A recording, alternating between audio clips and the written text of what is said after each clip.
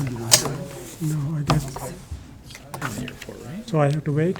The airport commission. He abstained because he.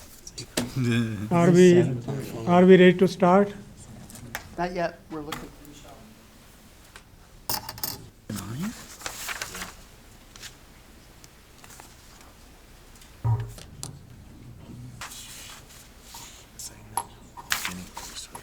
It sounds like this would be the, if we did pass the exception.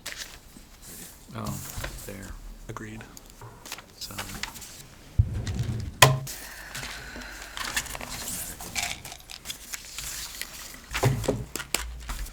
feel like I'm on fire. Okay.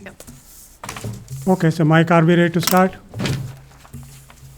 Are we ready? Okay. Welcome you all to the Milton City Hall at 7:30. I'm going to call the meeting of the Milton Common Council for November 5th, 2019 to order. And the first item on the agenda is the roll call. Ramsey. Here. Sullivan. Here. Nelson. Here. Kuhn. Here. Bizarre. Here. West. Present. Olson. Burke. Present. So the next item is the comments from the citizen present. It's limited to 3 minutes, and our attorney Larry Beckler is going to enforce it. And so I have the names of those who want to speak here, and I'm going to start with Susan Aarons. You have please identify yourself, and you have 3 minutes. And name and address. And name and address. So. Hello, I'm Susan Aarons-Arndt. I live at 4714 Capitol View Road in Middleton, Wisconsin City. I am not, that's where I live. I live in the city. And it's come to my attention now for the second time in 10 years that they want to expand the airport, and I believe it will cause a lot of disruption for us, and I really have not heard a good argument for expansion. That's what I want to know. Thank you. Thank you, Susan. And I think the second one is David Arndt. David.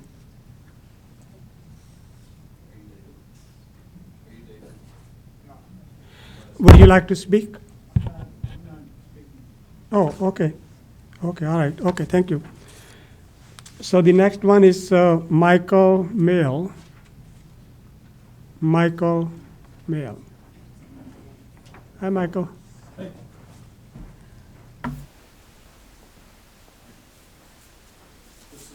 Just kind of a follow-up to the address changes that were proposed on Elmwood Avenue. We met with the Public Safety Commission. I'd like to thank them for their help, and also Steve Wunsch, who I do believe has found a solution through CAD, and updating that and earmarking and putting in notes there to find the addresses. We did have a couple of things that if you could make note of. The addresses of 6201 and 6205, those are almost like on a private drive. That's the villa and the house that's next to it. They're tucked way back in there. If an address could be put out by the road, that would also help emergency responders coming up from the south to find our addresses, as well as the Middleton sign. Welcome to Middleton sign is actually at Paschke Court, and the Middleton starts right after the township there. On the it's on the north side of the road now, but if we moved it down a little bit to the south side of the road, that way there are people, the mutual aid responders would be able to find their address even better, because then they know they're leaving the township and the city of Madison and entering Middleton at that point. So we'd like to, put that in there. Again, thanks for all the help, and it basically comes down to the mutual aid, I do believe, because everybody can find their addresses. Even EMS, the Middleton can find us. So mutual aid is where the problem lies. So hopefully that can be earmarked and taken care of. Thank you, Michael. I had no problem finding them. Okay. More than once. So, Michael, who is supposed to take care of these issues that you mentioned? Is it Sean or somebody else?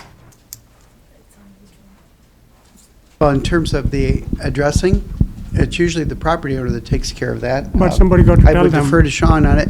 But in Okay. terms of putting notes in the CAD, Steve Munch actually sent a note to the Dane County to ask them to put notes specifically for 6201 and 6205 Elmwood, in addition to the other three that have been discussed. How about the welcome to Middleton? You will look into it, so. What about the welcome to Middleton? It's I somewhere thought the in request was for better notice of the actual address. That's what I heard. For 6201 and 6205 Elmwood? We moved a block further down where the city of Milton actually starts. Because there's a piece of Madison, and it's just beyond that on the north side of the road. If you move Okay. to the south side of the road down a block. Okay, meet with either Sean or Mike, and let's talk about it later. Okay, so the next one is Steve Ziegler. 4797 Capitol View. Please, your name and identify yourself and where you live. Steve Ziegler. Thank you very much for allowing me to speak this evening. I am here to discuss the item in regards to petition for reclassification of airspace from G to E that the council is bringing up tonight. I would like to say that I feel that they should delay the petition at this point until further study has been done on it, and until a good evaluation of all concerns in regards to this airspace have been done. I was at the Airport Commission meeting when this was brought up. It was a last-minute item added to the agenda at that point. And it was couched under terms of safety being very important. At that meeting, Rich Maury made it clear that there has never been an infraction with the airport, and that the reclassification was not an issue. So it's something that is being forced as, why is it being done? The commission members were very confused in regards to this. There was consternation in terms of whether the vote should go or not, and it was put through, and it was voted 6-1 or 5-1. The question is that what really concerns me is that out of 20 years, there is this airspace definition that needs to be quickly adjusted. 1 week notice to a commission brought to the chamber here with 1 month in the middle of a master plan study, $2 million or $250,000, 2.5 year study, and all of a sudden we're redesignating airspace because of a petition that was brought forth to a commission with less than 1 week even to study it, that was very confused about it, and now you're asked to vote up or down on this. I would assume that this would be a part of the master plan study. I mean, it's like, what's going on here? You're spending $250,000 and now you're changing airspace designation a year and a half into a study. That where's meat and hunt on this? What's going on? I'm very confused, and I would really beg the council to take a good look at this and maybe to step back and to say, okay, what is it going on, and how does this fit into the master plans and the future of the city airport? Thank you. Thank you so much. Next one is George Ziegler.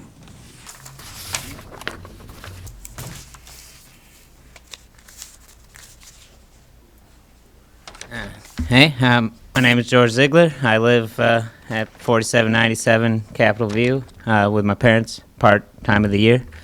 And yeah, I just want to speak out about this classification thing. Like my dad said, seems like it's kind of being rammed through. I'm pretty opposed to this airport expansion. It would probably mean the government would take some of our property, a significant amount. My parents have been developing that property for like the last 30 years, my entire life.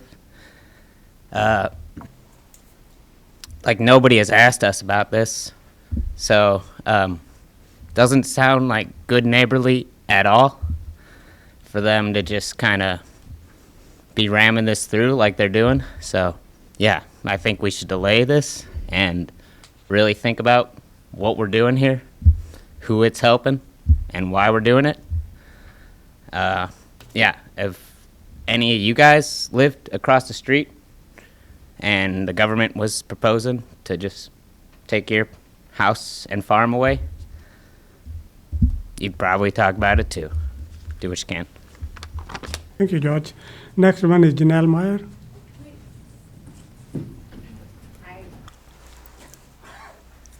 I did repeat my address. 7527 Kickaboo Road, that's Wanakee. Address, Middleton School District. Somebody that has grown up in Middleton, and Mr. Brar, your son Victor was in my class. I hope he is well. My father being a farmer for the past 2 decades, being passed down from his father to my father, and having him deal with the ATC situation of eminent domain, and dealing with that. It was a nightmare. And like the gentleman before me had expressed his concerns of being a good neighbor, you pay your taxes, and as a farmer, yes, he does pay his fair share in taxes. I can also say from the perspective of being for a flight attendant for almost 10 years with United Airlines, the importance of safety. And as Mr. Ziegler had stated, the sudden rush to pass this without fully considering the factors of safety, from being a father's daughter and realizing that livestock, changing that airspace is going to affect more than just that initial area of residential housing. There are large farms, potentially Ziegler's. They have a very large manure factory housing situation, not far from this. But in all seriousness, larger aircrafts, yes, accidents can happen. And with ATC lines going up, with farming, with large manure, I just think that for Middleton to promote, the reason why I moved back, excuse me, have I passed my 3 minutes? Oh. Yeah, you still have time. Okay, great. I moved back here because the schools were great, the community was great. This situation, this impulsive move, I feel like, not only for the people that live in that community, but outside of it, specifically the farmers and the livestock, really should be the primary factor, not the businesses and the individuals that own the very beautiful aircraft that are housed in Maury. And I think that taking the thorough time to review safety is essential. Okay, that's it. Thanks. Thank you, Janelle. So the next one is Carly Ziegler.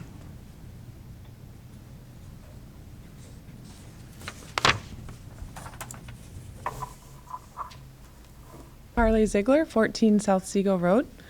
I just want to say thanks so much for letting me come and speak and share my concerns. What really worries me about the airport expansion is that I don't feel like anyone is interested in hearing our concerns. And you guys have a really strong history of listening to people's concerns. And with the survey that Steve talked about, it just doesn't feel like that's happening. So that's my biggest concern, is that if it's happening in the city, we should hear from the people of the city. Thank you. Thank you so much. So the next one is Michael Schumacher.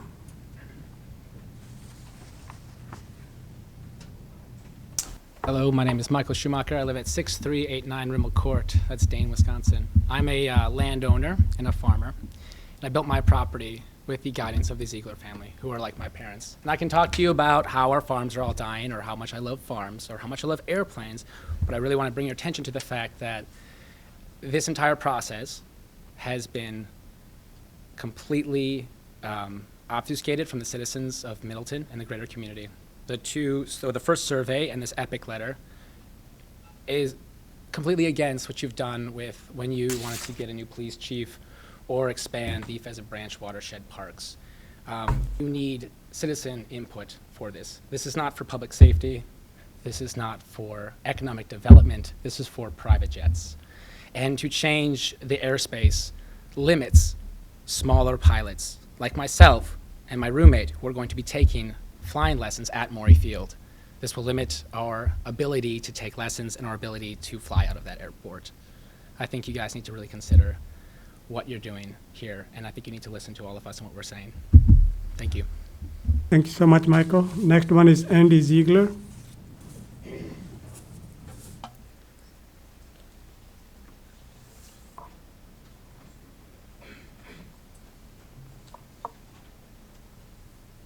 Hello, my name is Andy Ziegler. I live at 14 South Seago Road in Madison, Wisconsin. I grew up at 4797 Capitol View Road in Middleton. I've lived my entire life here in the Good Neighbor City and been an active role in my community. I'm here to speak to you guys about the classification change that is on the agenda this evening. Like you've already heard, I feel that it is a very rushed motion that's happening. I don't understand why this would be voted on before the master plan has been approved, and that it should be something that is considered deeply in the master planning process. Along with that, I feel that there is not adequate input for the citizens of Middleton or the citizens of Dane County to have their concerns heard in the master planning process. There was a very, very small public input that was done earlier this year. I don't feel like that does us justice as the taxpayers, the people who are going to be impacted by this airport. I don't feel like it does Middleton justice by taking away potential revenue from the city. What's going to happen if the airport does expand and more bigger airplanes are flying in and out of there? Well, property values are going to drop around the airport. Not only that will cause you guys to have less money in your budgets, but it will cause much distress in our local community. Furthermore, it will continue to degrade the Pheasant Branch watershed, which is something that I know everybody in Middleton holds dear. We saw a tremendous flood last year. I don't want to see that again. I don't want to see all the bridges wiped out that are on the bike path. I don't want to see massive erosion. What's going to happen when we pave more green spaces? What's going to happen when we fly more jets with leaded fuel? Continued environmental degradation for our city and the surrounding townships of Springfield and the town of Middleton. And those people should be at the table when you make these decisions. Tonight, I think that you should wait on your vote. I think that you should get the information and do your diligence. It is too soon. Thank you. Thank you, Andy. Next one is Susan Forrester.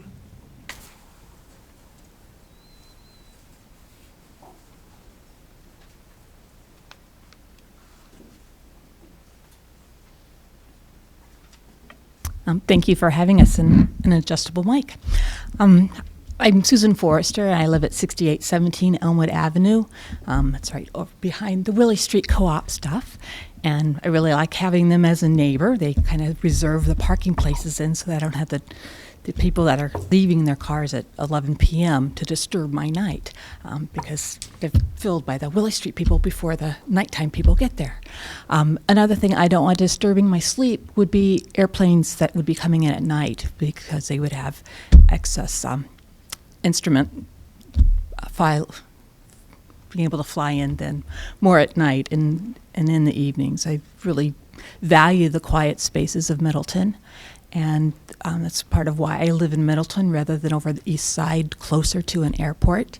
I am, appreciative of our business growth and having different forms of revenue coming in, but I do feel like this is, again, more of a private, higher class gentrification of our community, and I really like the neighborhood that it is now.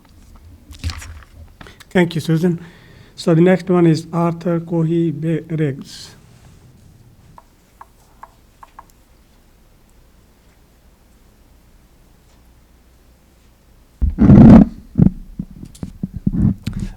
Hey, thank you for taking our comments. My concerns echo some of Andy Ziegler's comments about the environmental impacts of expanding the airport.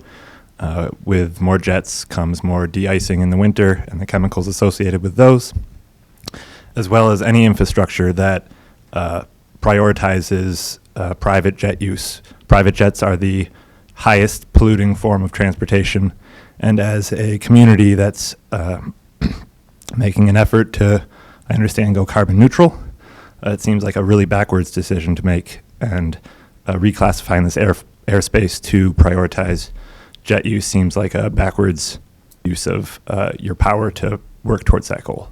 So thank you very much. Thank you so much.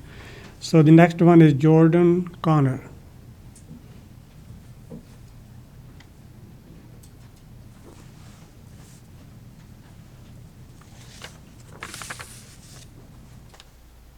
Hi, my name is Jordan Connor. I live at 2921 Harvey Street, Madison, Wisconsin. Just want to say that I am opposed to the expansion and that I can't understand why anybody would be okay with taking away someone's home that they raised 2 children in or private airplanes. Thank you so much. Thank you. So the next one is James Ream.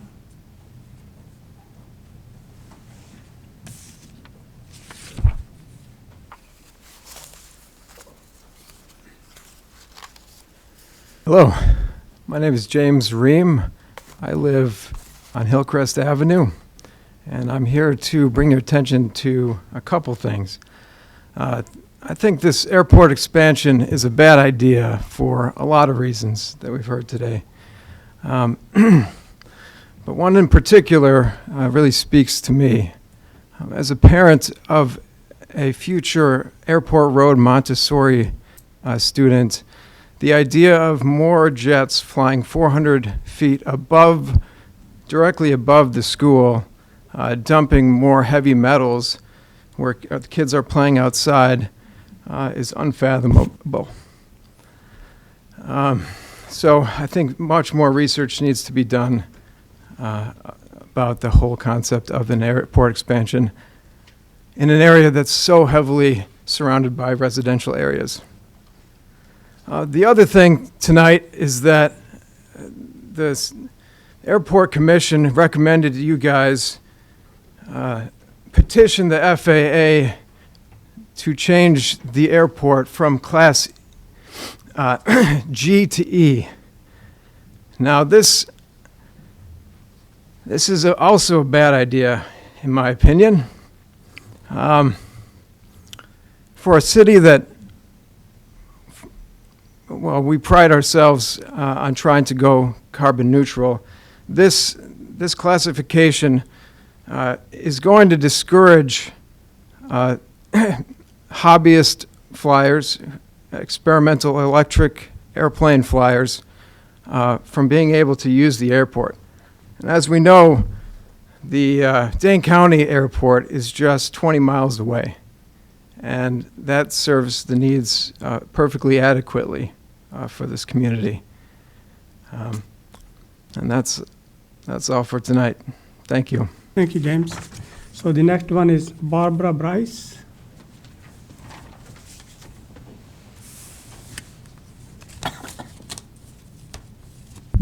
Hi, my name is Barbara Bryce, and I live at 7329 Summit Ridge Road. Last week at my book club, I asked 12 members who live in the city of Middleton, what do you think about the Maury Field expansion? Do you know anything about it? And they said no. And these people are normally very community-minded and very politically active. And then I said, well, did you fill out the city of Middleton survey? And they said, what survey? And how do we have known about it? They said. I said, well, it was explained on the city website. There was a 2019 city satisfaction survey. And besides online participation, you could also get a hard copy at the City Hall, their library. I was stunned that these women who are very educated didn't know anything about the airport expansion. Out of a population of almost 20,000 people, only 320 people responded to this survey.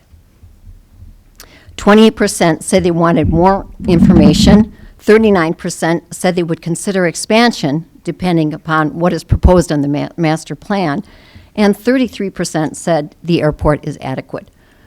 No, I'm reminding you, that's only 320 people out of almost 20,000 people. So I feel like the expansion of the airport will not affect just the town of Middleton, but also the city of Middleton. And I'm wondering if the city should have been mailed, a survey should have been mailed out. I think we need more response from the city of Middleton. And I think that, in particular, is something that all of you need to think about. Air and water are not just the property of those wishing to expand Maury Field and for those who will profit monetarily. Proponents of the expansion are telling us that it is their right to increase pollution of lead fuel and de-icing contaminants of city and air traffic and noise levels and potentially affect flooding in the Middleton Pheasant Branch. As one of these people said, this is not going to affect me, but I said, it is going to affect you in the city of Middleton. You're going to hear the noise, you're going to get the pollution, you just don't know it yet because you don't know anything about it. So I'm asking you as city council members to step up and do your duty and to spread more information about this expansion. Thanks. Thank you so much. Joan Ziegler. Next one is Joan Ziegler.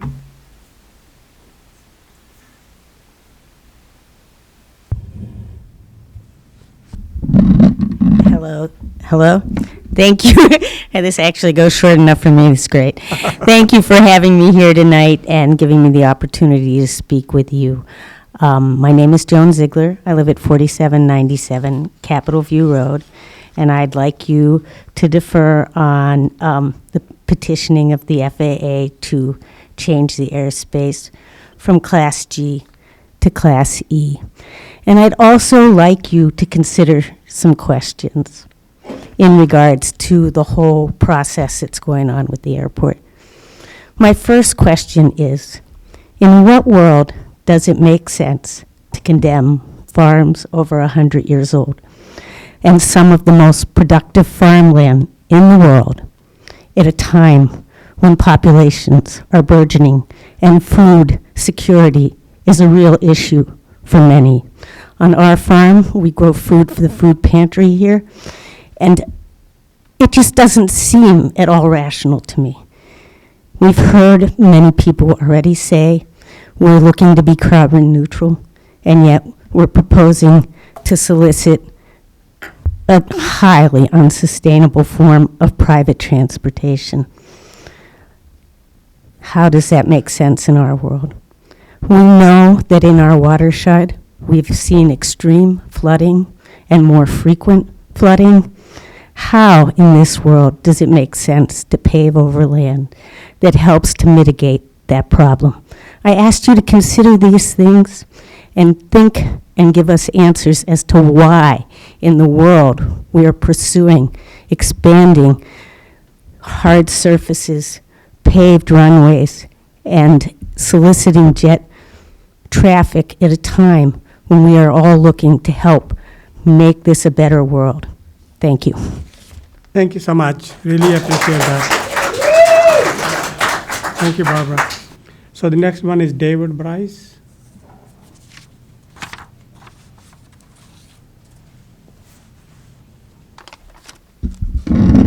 I'm David Bryce. I live at 7329 Summit Ridge Road in Middleton. I'm just going to go over everything that everybody else has said. Please consider slowing down the process of developing a master plan for the development of Middleton Maury Field. There are several process concerns and real effects of development. We ask for more public meetings, slowing down the process, and listening to the concerns of homeowners in the area. The process concerns include limited adherence to open meeting laws, confidentiality, dissemination of information, conflicts of interest of members of the Airport Advisory Board, and relationships of persons in the city government to individual business interests. Although there has been some public meetings, concern from the public has not been addressed in a methodical, explanatory manner. No evidence of compromise or changing the process, including timelines, has come out at this point. The real or actual concerns that have been addressed include more pollution, noise, light, and more daily activity. The airport is located in the west lens of the North Fork of the Pheasant Branch Creek. Tracy Hames from the Wisconsin Wetlands stated that the further development of the wetlands without consideration to the effects on the land, lakes, and wildlife population. The wetlands hold water and they help modulate the creeks and the rivers.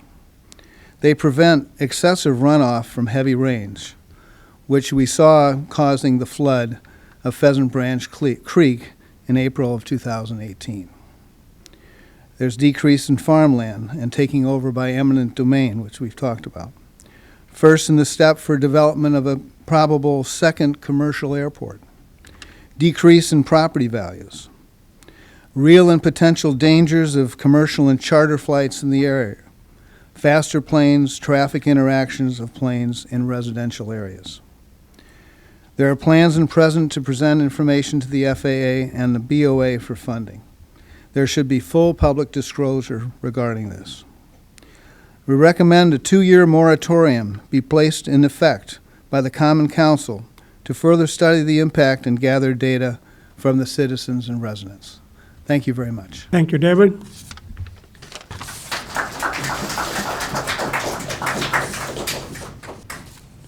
So the next one is Brad Hutter. If there's any others that want to speak on the airport, I'll go first, since I'm not speaking tonight. Is there anyone else who wants to speak? Yeah, go ahead. Yes, you, yes. Identify yourself and the address and. Good evening, my name is Kevin Munson, 3543 Strawberry Loop in Middleton Hills is where I live. So, 40-year pilot, commercial pilot, flight instructor, multi-engine instrument flight instructor, advanced ground instructor, a master's in aeronautics. It's my specialty is airport planning and management. I'm a biochemist and the director of a local pharmaceutical company, quality and regulatory also.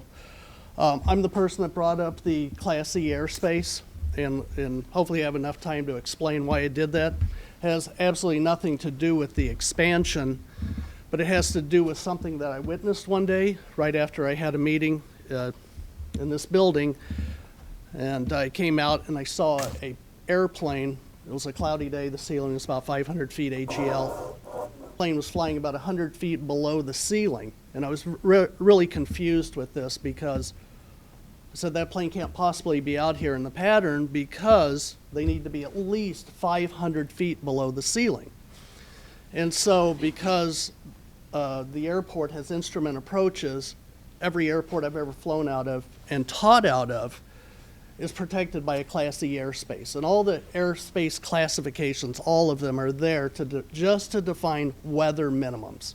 So when we're talking about changing a letter as far as airspace designation, in essence we're saying, well, we're going to tighten the weather minimums. And the reason that I brought this to the airport commission is I said, hey, this is the first airport I've ever seen with instrument approaches that didn't have a Class E airspace, which means it's a Class G. Right now, planes can fly under the ceiling and just clear clouds. Well, Class E raises that minimum where they have to be 500 feet below the ceiling. And what that does is it protects planes that are on instrument approaches when they're coming in and they break out of the clouds from colliding with a VFR, visual flight plane, that may be working the pattern. So that's all it does. So, you know, I saw what happened. It was probably one of the most egregious things that I've ever seen in aviation, where a plane is what they call scud running, flying right below the deck of the clouds. It doesn't give a plane on an instrument approach time to clear that plane when they break out of the clouds. I know if I saw something like that, I'd immediately, as I did, I filed a report with the FAA saying that there's a gap in this airspace. I don't know, you know, I spent a lot of my adult career in California, where all these airports are protected by a Class E, and so I just couldn't fathom why it wasn't a Class C. So I'm petitioning the FAA to do this. So whether the city council does it or not, and this is a gap, and the FAA realizes this is a gap, and we need to beef up these airports because a lot more of them have these instrument approaches where the planes flying in the pattern need to be 500 feet below the cloud deck to give that IFR, VFR separation. Thank you, Kevin. So this is, my time's up? Yep. Okay, Yep. thank you. Thank you so much. Anyone else who wants to speak? Yeah, please go ahead. Yeah, yeah, you go ahead.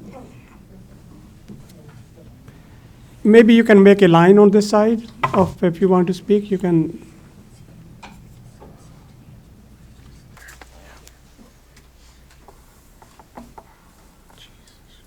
Hi, my name is Sandra Montello, and I own property on the north side of Madison, 1913 Manley Street. I work for Andy Ziegler, and I know the Zieglers, and I just want to say that they're really good people. They care about their fellow man. Andy cares about his employees, and I know that this project is bad for the environment, and it would hurt a lot of people, and it just seems really wrong to me. Thank you. I'm in opposition. Thank you so much. Please identify yourself.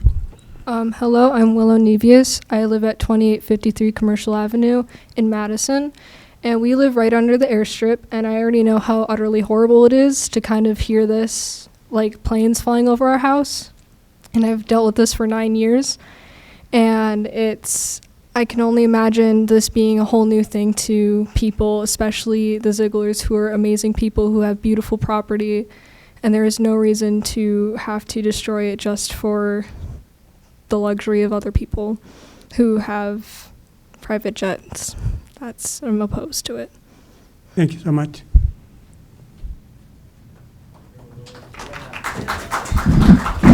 My name is Richard Maury. I am the airport manager at Middleton Municipal Airport, Maury Field. Can everyone hear me? Okay, good. Couple things that there's a lot of confusion about what's going on here, and I know Kevin had a very short time to describe what the changes are from a G surface area to an E surface area. Again, it is a weather requirement. Right now we can fly at 700 feet in theory. If we go to an E surface area, we need 1,500 foot of ceiling so that we could have a 1,000-foot pattern. That will negatively impact upon my flight school. I'm okay with that. The question is it a good idea to run a pattern 700 feet or lower, just staying 1 mile and clear of clouds? The purpose of this was to address many people's concerns about aircraft flying low. Now, there's another thing that would be eliminated with an E surface area was the somewhat questionable practice of taking off VFR and picking up an IFR clearance in the air. If you take off and do so as opposed to calling on your cell phone or via the landline to get an instrument clearance on the ground, you don't know if anyone is coming in to land. Therefore, you could take off and into a relatively low ceiling and be told, remain clear of Class Charlie and stay VFR. We can't issue a clearance until you have separation from incoming traffic. Whether you do an E surface area or go forward with a ground communication outlet, which is part of this process, a ground communication outlet would essentially eliminate that practice. So that adds a level of safety to what we have out there. A couple real quick things. The airport is much better than industrial park for retaining water. That's why the Friends of Pheasant Branch supported the airport to be improved when we first built it. Much better. We held a lot of water that otherwise would have gone down the Pheasant Branch Creek. There is no lead in Jet A fuel, just to let people know that. And we do not use any de-icing chemicals on aircraft at Middleton Municipal. Again, another misconception. I understand people don't really know about our operation or haven't. They've been listening to those that maybe don't also, but they're perpetuating a myth. We do not use chemicals. I believe my 3 minutes are probably up. Yep. There will be people that have very strong opinions otherwise toward this, and I have respect for them as well. One of them is going to speak after me. I'm just looking at this as, oh, I'm sorry, Susan. I was going to ask the mayor if we could ask you to stay for when we discuss this issue because it's so technical. I would like to hear from people that are experienced in aviation. Yeah, you're staying around here, right? Okay, Absolutely, okay, thank you, Rich. Yes. Okay, next one, please, and your name and where you live. My name is Jeff Russell, and I'm a pilot here at the Middleton Airport, also a hangar owner at the airport. I live in the town of Westport. I'm against the change of Class G to Class E. It would lower the utility of the airport by being more restrictive in what type of flying could be done here. A couple of things that I think are complete misconceptions. One is that it would require airplanes to fly higher. And on the surface, that may be the case. But in Class G airspace, you just need to be clear of clouds. You don't need to be separated from the clouds. If you go to Class E, even though the ceiling requirements go up, you now have to stay 500 feet below the clouds, which would lower the flying altitudes. So as it's being mischaracterized as having airplanes flying higher in Class Echo, and actually I feel in many times the airplanes are going to be flying lower because of the cloud separation requirements. The next item is related to the concept that it's, well, I forgot my point. Forgive me. We all do, so. Yeah, no, that was my main point, though. It really is going to cause air traffic to fly lower. It's not appropriate. The second point is the separation of IFR and VFR. Could you, rather than abbreviation, this Yes. is visual and the instrument rating. Right. It's instrument flying and visual flying. Okay. At 40 airports in southern Wisconsin that are similar to Maury Airport, 38 of the 40 have the same airspace as we have now. It's deemed perfectly safe by the FAA. There's no requirement to have echo go all the way to the ground.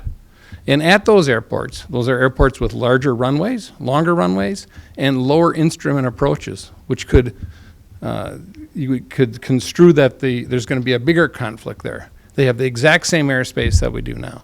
So to lower the utility of this airport, to get these two claimed benefits that really don't happen, I just don't agree with it. So I urge the council to vote the proposal down. Thank you, Jeff. Thank you. Next one, please. Hi, Kyle Larson, Enchanted Valley Road, and I just wanted to echo what Alderperson West said and what the gentleman who was just speaking before me and Mr. Maury and Mr. Munson have all iterated here. This is a complicated issue. There are lots of terms, IVF, VF, the visual, all of this is definitely over my head, and I've been looking at this for, the last month since this got brought up at the Airport Commission. And I think you guys owe it to yourselves, the citizens, the airports, the local pilots, to really take your time and look at this issue. Have experts in from lots of different opinions. Look at this comprehensively and or have it be part of the master planning process. I thought that's what this was for, is to look at all of these areas of the airport and try to figure out what you guys are doing with it for the next 20 years. Making a decision like this without facts, without experts coming in, feels really short-sighted. Thank you. Thank you, I appreciate that. Next one, please. Anyone else who wants to speak about the airport? Anyone else who wants to speak about the airport? Okay, Brad Herter.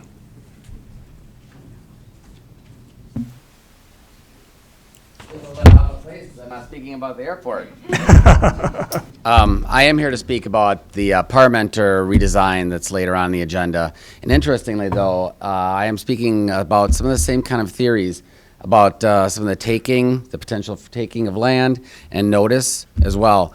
I'm here tonight unfortunately nearly alone, I believe, because most of the property owners on Parmenter that were only just made aware of the potential vote tonight just last night at 5 p.m. I was back and forth with a lot of people on this. The redesign itself, as has gone through the process, has not engaged the property owners along Parmenter directly in any way, certainly that I'm aware of, or anyone else that I've talked to today. And in fact, there's been some contradictions going on. We started developing along Parmenter Street over 15 years ago, over 10 different commercial parcels, some of them very large, bringing, I think Mike would admit, hundreds of new jobs, if not many more, to Middleton. We're continuing to do that with our reinvestment in acquiring Tribeca, which has sat vacant for a long, long time. We've got a lot of projects going on there. As a part of that, we were asked by the city to do a traffic study on the last few hundred feet of Tribeca Drive that would need to be connected.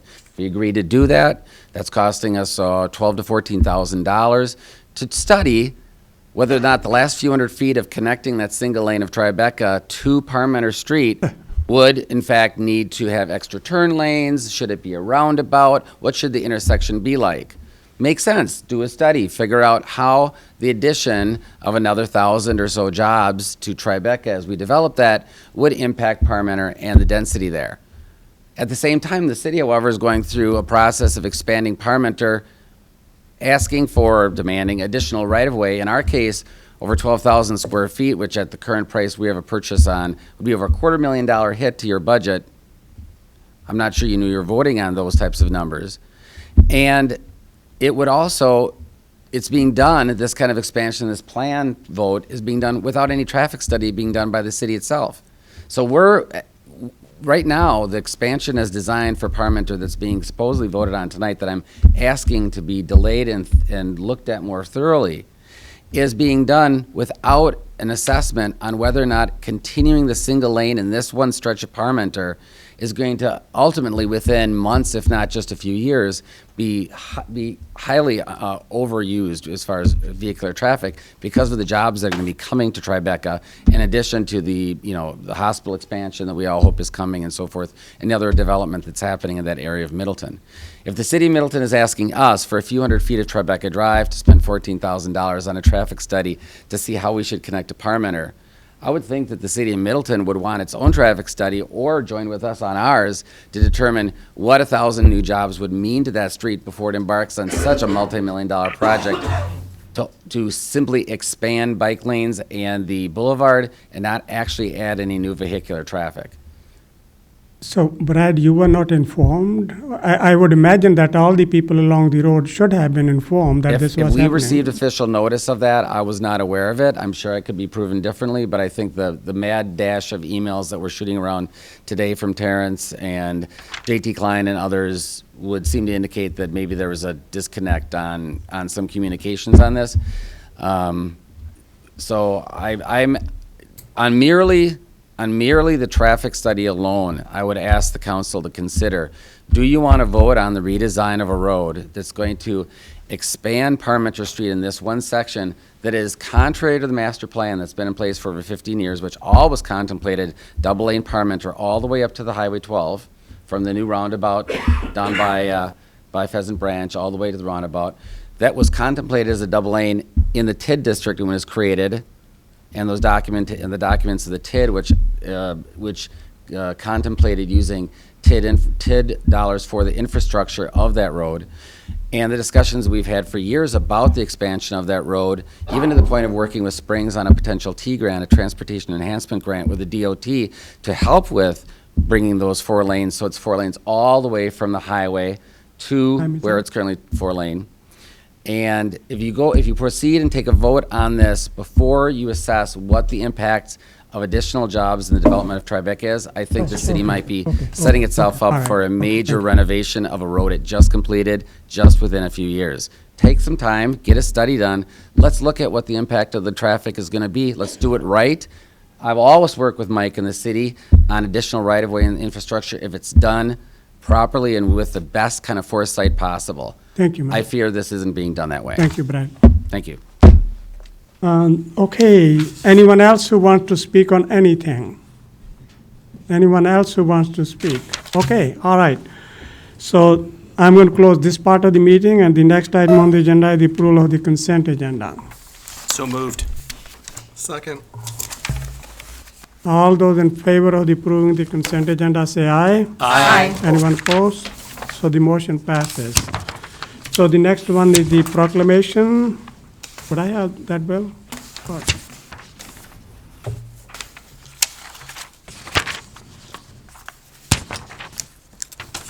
Thank you. Lily, you want to come forward?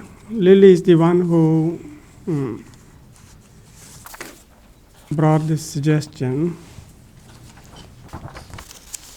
So this is the proclamation, Diabetes Awareness Month and the World Diabetes Day.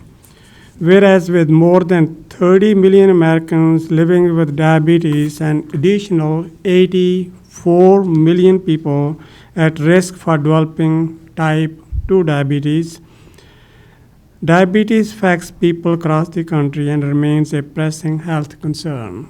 And whereas diabetes is a serious condition that can lead to blindness, heart attack, stroke, kidney failure, amputations, and is a leading cause of death in the United States. And whereas type 1 diabetes, T1D, is an autoimmune disease in which a person's pancreas stops producing insulin, and scientists believe both genetic and environmental aspects may contribute to its onset, having nothing to do with diet or lifestyle. Thus, there is nothing individuals can do to prevent type 1 diabetes, and there is no cure. Each year, 40,000 people are diagnosed with type 1 diabetes in the U.S., and 5 million people in the U.S. are expected to have type 1 diabetes by 2050, including nearly 600,000 youth. And whereas, while there's no known cure for type 1 diabetes, though early detection of type 2 diabetes, the disease may be reversed through lifestyle changes and early detection and proper treatment of both types of diabetes can lead to longer, healthier life. And whereas type 1 diabetes counts for nearly $40 billion a year in healthcare cost, and diabetes in all forms cost the American economy $327 billion a year. Type 1 diabetes strikes both children and adults at any age. It comes on certainly causes dependence on injected or pumped insulin for life and carries the constant threat of devastating complications. And whereas an increase in community awareness of risk factors and symptoms related to diabetes is necessary to improve the likelihood that people with diabetes will get the attention they need before the suffering, the devastating complication of the disease, and to stop the diabetes epidemic. Now, therefore, I, Gurdeep Brar, Mayor of the City of Milton, do hereby proclaim the month of November 2019 and November 5th, 2019 as Diabetes Awareness Month and World Diabetes Day. Throughout the City of Milton, I commend this observance to all of our citizens and encourage them to wear blue. I got a blue coat here today. So the official color of diabetes awareness on November 5th, 2019. So need a motion to adopt. Move approval. Second. All those in favor of the motion say aye. Aye. Anyone opposed? So the motion is adopted.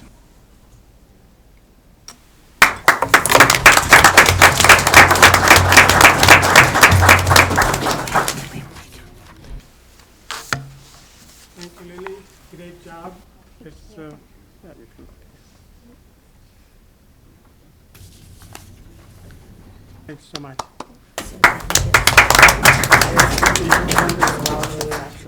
Yeah, Lily, go ahead. Hello, my name is Lily Roden, and I am a sophomore at Middleton High School. I was diagnosed with type 1 diabetes in 2010 when I was a kindergartner at Elm Lawn Elementary School. Over the last 9.5 years, my family and I have been advocates for type 1 diabetes, requesting support from our state senators for support of this special diabetes program, spreading awareness so that other families know the signs and symptoms of type 1 diabetes, and trying to raise funds for a cure. I've been a JDRF Youth Ambassador for 3 years and met with members of Congress in 2017 to request their continued support of the SDP, which provides $150 million annually for type 1 diabetes research at the National Institutes of Health. This September, my family and friends participated in the JDRF One Walk and raised almost $9,000.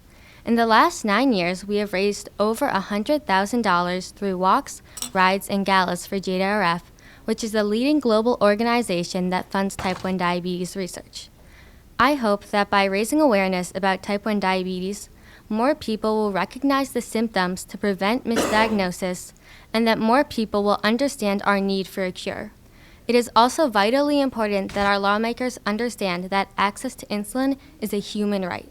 With no cure for type 1 diabetes, awareness plays a key role in encouraging people to confront, fight, and change the future of this deadly disease and its complications, which include heart and kidney disease, stroke, blindness, and amputation. In the past year, an increasing number of children have been misdiagnosed and passed away due to misdiagnosis, and some have been lost due to the rationing of their insulin. Raising awareness is so important in preventing misdiagnosis and understanding the gravity of this disease. Thank you for your time and consideration. Thank you, Lillian. There's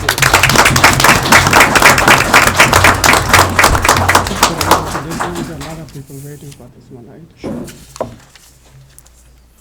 Okay, in light of there are so many people concerned about the airport issue, so I'm going to go to the item number 2 under recommended proposals.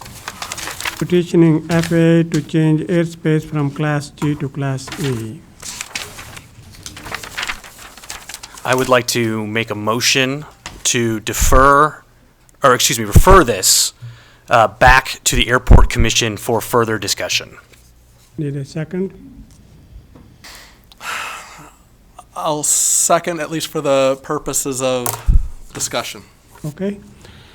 All right. Any questions or things? I think this is a good motion because there's a lot but we don't know about it. And I tried to study it myself. And I looked at that table. I know A, B, C, and D. They're all instrument rated. And for the bigger airports, then I was trying to differentiate how these two, really differ from each other, and I can't really say that I could know the difference for sure. So I think let's have some experts come and speak. Yes, Susan. Yeah, if it goes back to the Airport Commission, as council members, we need to get educated on this. I would actually like some information from Mead and Hunt to really explain it. I've heard both sides of it. I'm completely confused as to, what the best solution is. I want something that's safe for the airport. I don't believe this has anything to do with expanding the airport exactly, but I think we do need more information. Could it be just part of the master plan? Yeah. I mean, that's already going forward. Why couldn't it be just a part of it? Well, I don't know if it's in part of the contract for the master plan. Okay, so the motion is to send it back to the... I have a question as well. Regarding that. If you just defer this back to airport, they're going to be expected to act on it, and I think it's probably better that we don't ask them to act on it until the master planning is complete. And if it's not in scope, then we should probably ask about how to get it in scope. Okay. So you want to amend the motion? Is that okay with you? Well, I would just simply say, I don't know if it needs to be necessarily brought in scope, but I think you can run concurrent while the master planning process is happening. The Airport Commission can do further investigations. But I do agree the feedback, as my short tenure on the Airport Commission, when previous changes have been proposed, has always been, wait till the master plan's complete, on other issues. And so I would think that this would similarly fall into that bucket of let's wait for the master plan to be complete before we revisit. But we can still educate ourselves a little bit more before we make any kind of decision in the interim. So we really haven't had any safety issues. Rich, could you come over here and let's the city council ask questions if they have? So have you had any safety issues that's which will necessitate for making this change? Again, the impetus to this was to try to get traffic from flying the G airspace, being able to fly lower in low conditions. Safety-wise, we have not had anything that I am aware of, no close calls or the like, as is depicted or has been mentioned.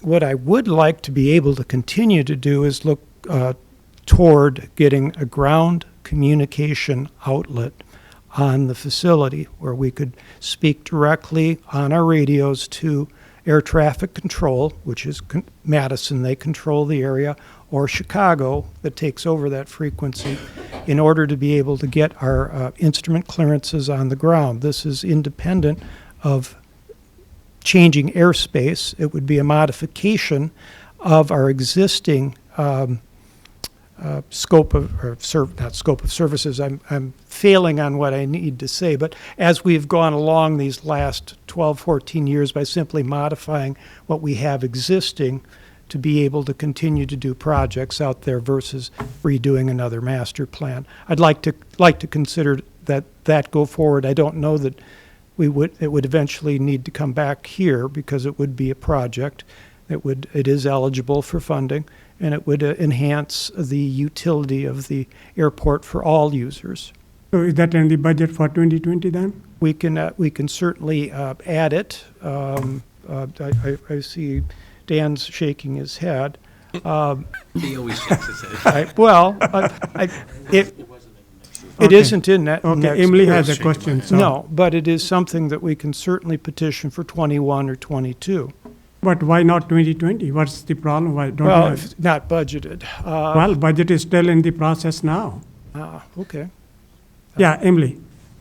All right. So what I heard from a lot of people tonight was that there was going to be cement poured if this occurred. Can you just clarify, if the planes are flying at different altitudes, does that involve any pavement? None whatsoever. This is not. I understand. Actually, I don't understand what's going on here. I'm puzzled, but because a measure that was in good faith trying to move. Yes, it's going to reduce the airport's utilities somewhat. Yes, my flight school would have to stay on the ground instead of go up in questionable weather to be able to legally do patterns and training. I'm okay with that. My instructors don't want to fly in that weather anyway. Neither do I. Things have changed since I started out there. We do have a lot more homes around there. This is something that's going to, airport would be reduced somewhat, but I feel it is a good compromise. Yet we have the people are looking at this as somehow a gateway to a jetport, which is a total puzzlement to me. No, right now we are talking about this piece, G and E. G, that's exactly what I'm saying. Okay. But hearing. Okay, Katie. Thank you. Okay. Katie. I have a question for Rich. This reclassification, would it mean that larger planes will be coming to this airport? I don't see that as a correlation. We have a 4,000-foot runway where the instrument approaches are not going to change. Nothing is going to change other than there'll be some restrictions with the lower weather minimums. And we'll be able to, because part of this is, and if that was accurate, we'll want to have communication with the controlling agency, would be able to do that on the ground directly versus via cell phone and the rest. I understand a group of people at the airport are being against this, and I can commiserate completely with that. But I think, and I don't mean to offend those, but if you look at the regulations, we are allowed to go below our minimum altitudes when taking off and landing, not when we're in the pattern. That is, on our crosswind, downwind, we're supposed to hold our pattern altitude, which is 1,000 feet above the surface of the airport. This is dictated by the FAA, and we can't change that. People do run slightly different patterns. But to say that, okay, now if we have a 1,000-foot ceiling and before we could do a pattern at 699, now we're going to be required to fly it at 500. Flying a 500-foot pattern is careless and reckless as far as I'm concerned, especially if you're doing it to the south of the airport, to the west of the airport, where the terrain rises. If you are running north of the airport, you might be able to get away with it, but it's not something that should be done on a regular basis. I am an airline transport rated pilot. I have been flying way too long, and I love what I do. And I've grown up in Middleton, and I see the changes out here, and I'm going to get myself into trouble with some of my clients for saying this, but this is the reality. Things have changed around that airport. I can show you a picture where there were only a few Zieglers and a few Wagner houses around there. And I'm sorry to take your time, I'm meandering. But I feel that this is a good move for safety. And that's all it is. So now I have looked at the table which is provided with these documents here. Yes. So would there be some more information where I could just compare these two details of these two airspaces, and where could I find that one, or could you provide or send some? Well, all of the airport commission members have, John Halleck gifted them one of the manuals. Okay. The regulations and the Airperson's Information Manual. Okay. That has that in great detail. I've got an exceedingly busy schedule, but I will be happy to sit down with any or all of you and try to explain this in great detail. Okay. Thank you. Katie. My last question for you, Rich. Is anyone getting kicked out of their home? I cannot speak to any projects that would go forward. I don't know if there will be, if the runway is expanded, if any people or I know we'd have to buy some additional land. I do not know because I'm not a planner, but I don't think there's much of anything that's direct. Well, okay, take that back. I believe Father Meinholz's house is directly off the end of the runway. I don't know if that's going to be impacted or not. Okay. I'll tell you one thing, that Jim Ripp has been lobbying for us to buy his house for the last 15 years. He would be off the crosswind runway. So, anyway, any other, Susan? I just want to clarify. So this is not about expanding the runway at all? Nope. No. Well, that's a different issue. Yeah. Robert? So I'm on the airport commission. I voted against this. My understanding is and I think you just confirmed this, there's no known accidents or near misses or anything that would be driving this. This is, and I guess my concerns are a twofold. One, it was pushed through so quickly that those of us on the airport commission really we were told to vote on this with not even, more than 3 or 4 days to review a tiny little piece of information. Mm-hmm. So I voted no at that point, primarily because I didn't know anything about it and I couldn't vote in good conscience for something I didn't understand. So now I've had a little bit more time to look at it, and a lot of my concerns now are not just that it's still being pushed through quickly, but that it is, I think there's an increased chance that it is going to direct at least some flights a little bit lower. I'm not a pilot, so I'm hearing two different sides. Maybe it's not always true, but given the fact that so many people are concerned about noise issues, unless there's a reason to do this, why would we be considering to do something with no benefit and just another reason to get people up in arms because, potentially increased low flights, increased noise issues, increased whatever? I think if nothing else, this needs to be delayed. And the reason I hemmed and hawed at the motion is I would actually prefer that we just reject this motion outright at this time, and it'll come back in due course if people find a reason to make it happen. But for right now, I don't see a reason to vote for this petition to be sent to the FAA. Okay. Was that in the form of a question, Robert? Or? It wasn't really a question to you. Oh, It was okay. Kathy? I was wondering, now, FAA, they're tasked with operating airports safely, is that correct? Absolutely. They're the regulatory body and the enforcement arm. If it was necessary to change this to an E, wouldn't they have already have done that or looked at it, or how do they determine? Not necessarily. And again, simply petitioning the FAA to look into this, they do their own study on the airport, on the traffic, on the considerations, the noise complaints and the rest of it, and then make a decision. So the city petitioning will not guarantee that anything occurs, other than the FAA will say, okay, we'll get to this when our limited time and resources allow. And by the way, we have a lot more interesting things and important things that we need to do. But they have already reviewed that G was satisfactory for this airport The at this G time? is by FAA definition satisfactory for the great bulk of the airports, like Charlie 29, Maury Middleton Maury, excuse me.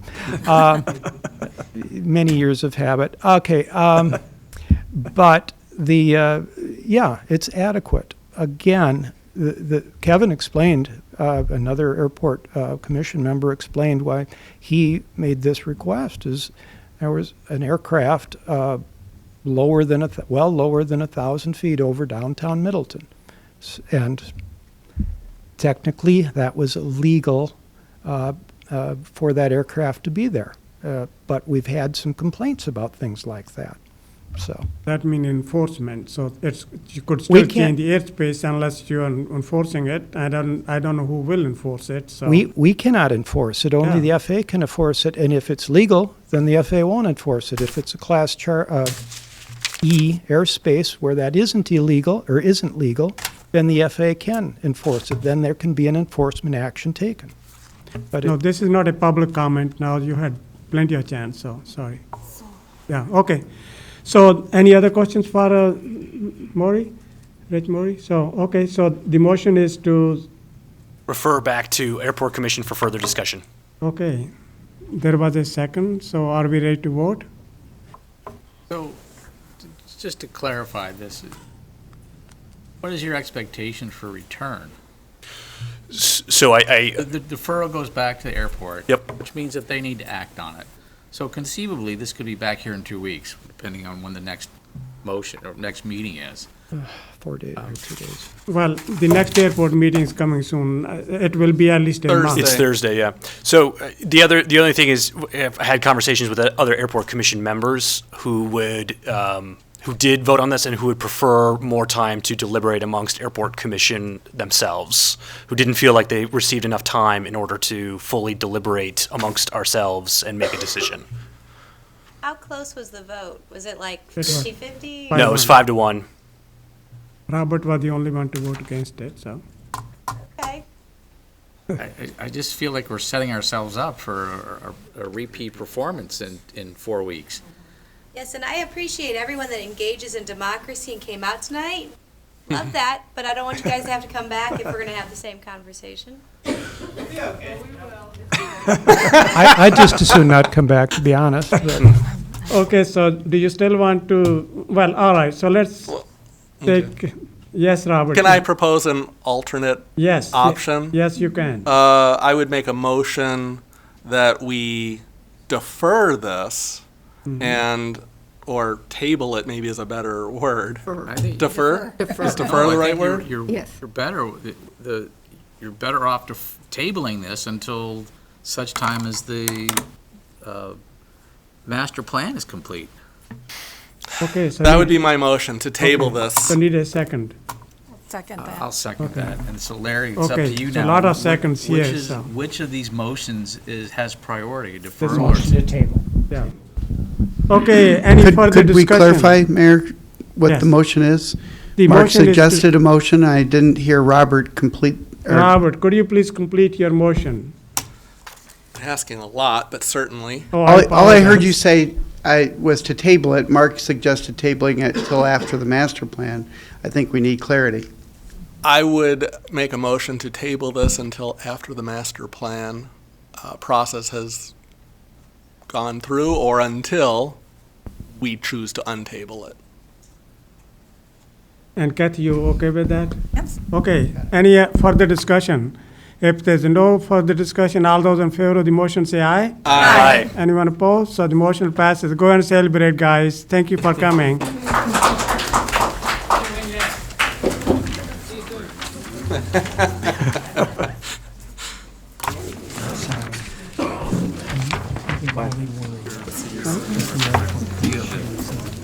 New agenda? Yep.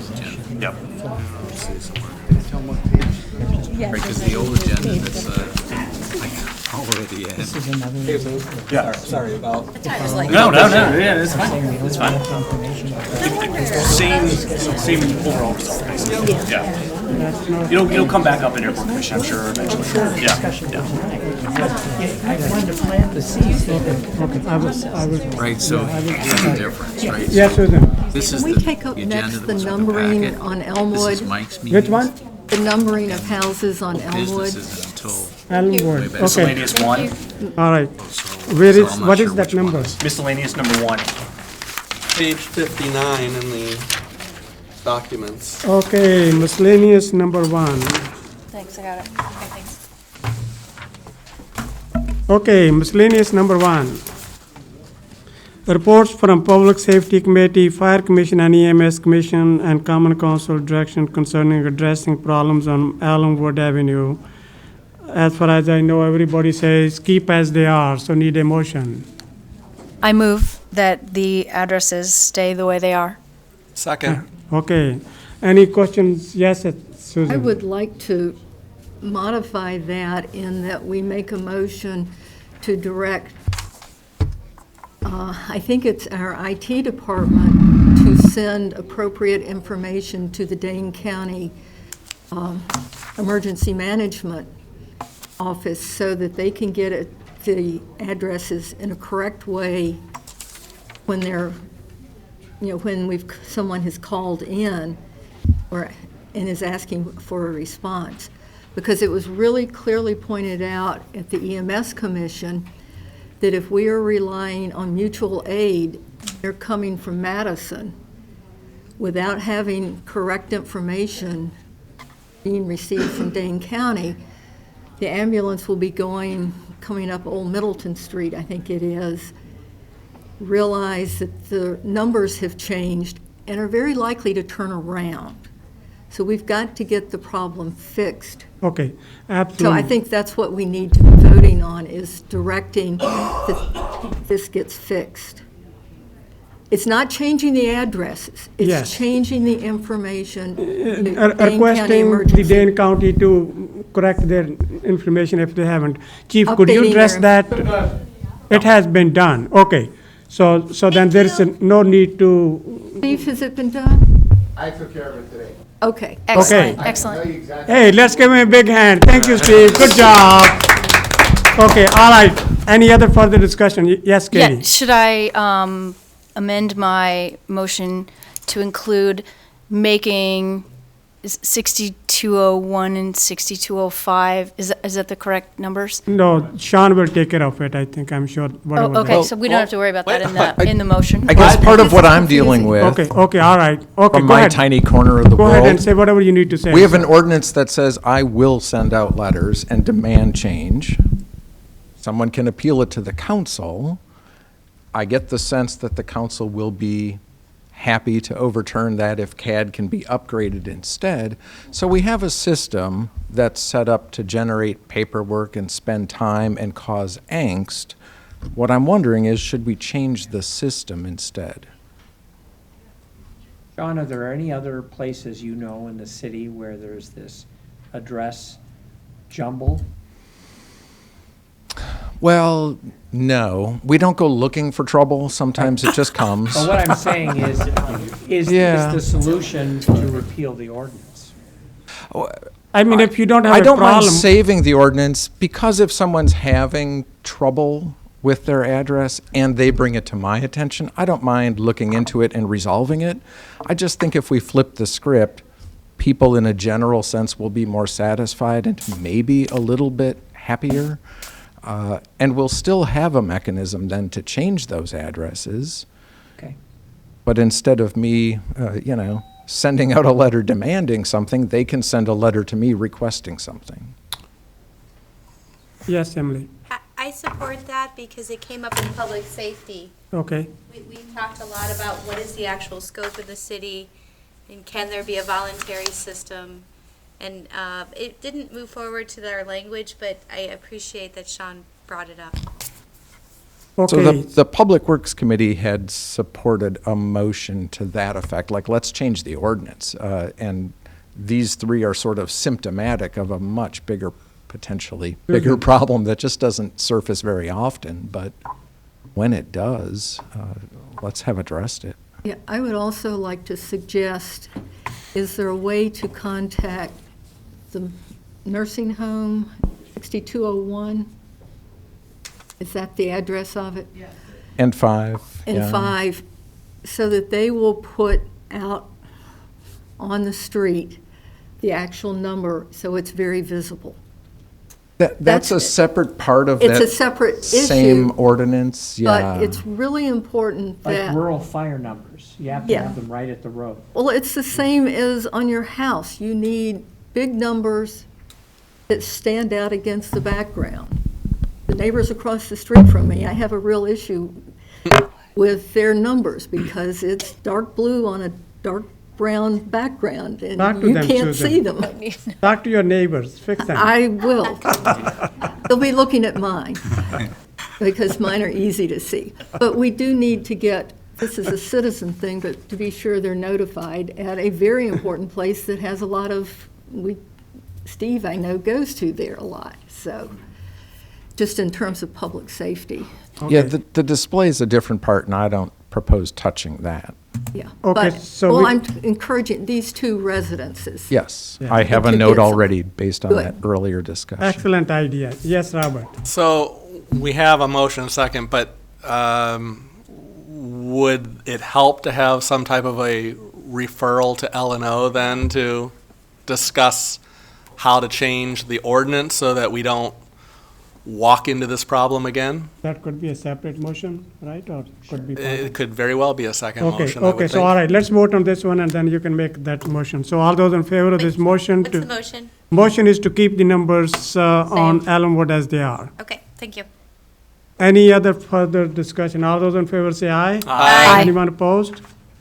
And Motion passes. I'd like You to can't make say- a- Okay, you can make a second Along, motion. along the same topic lines, I'd like to make a motion to refer this to L&O to see if they can adjust the ordinance so that it's more, the city engineer assists people who have a concern, but doesn't necessarily go out of his way to enforce something on them that they may not want or that the city may not need. Okay, send it to L&O. Need a second. Second. Okay, any further discussion on Robert's motion? All those in favor of this motion say aye. Aye. Anyone opposed? Okay, guys, now you're all done, so you don't have to come. Thank you to for your more meetings, patience. so- Thank you so much. Go and celebrate now, so. Yes. So is the party at 6201 or 6205? Yeah. Wow, Yeah. we'll find it. All right, we are going to go to the old business now. We're an old business? Yes. Okay. This is right after the war. It's page number 2, and then the middle, old business. Mr. Mayor? Yes, sir. Just so I have an idea of, are we following the order of the agenda? Or are we following the order of the packet, or? We are just following just for today. We're just winging they it, yeah. Totally. No, I yes. just want to know what page to turn to. No, We're on report on the red tail acres. Yes. For acres. Okay, so So it page just 11. seems- Yeah, we don't want people to be waiting here forever. So. Report on St. Page 11. Yeah. Okay, report on Saint Somewhere LLC, Red Tail Acre Subdivision Stormwater System Maintenance Agreement. Council Member Sullivan. I'm giving the report. Well, you're We taking have- out the table or whatever you're doing. We have two so- parties here. We have Bill Rangett representing the Red Tail Acres and Bill Cole representing North Lake Neighborhood Association. I think the issue here is that we're expecting some resolution of this. Do you gentlemen have an agreed upon understanding that's documented that you can present as something to move forward on? Is it something that you have? Yes, Bill. Which bill? Oh, the closest one.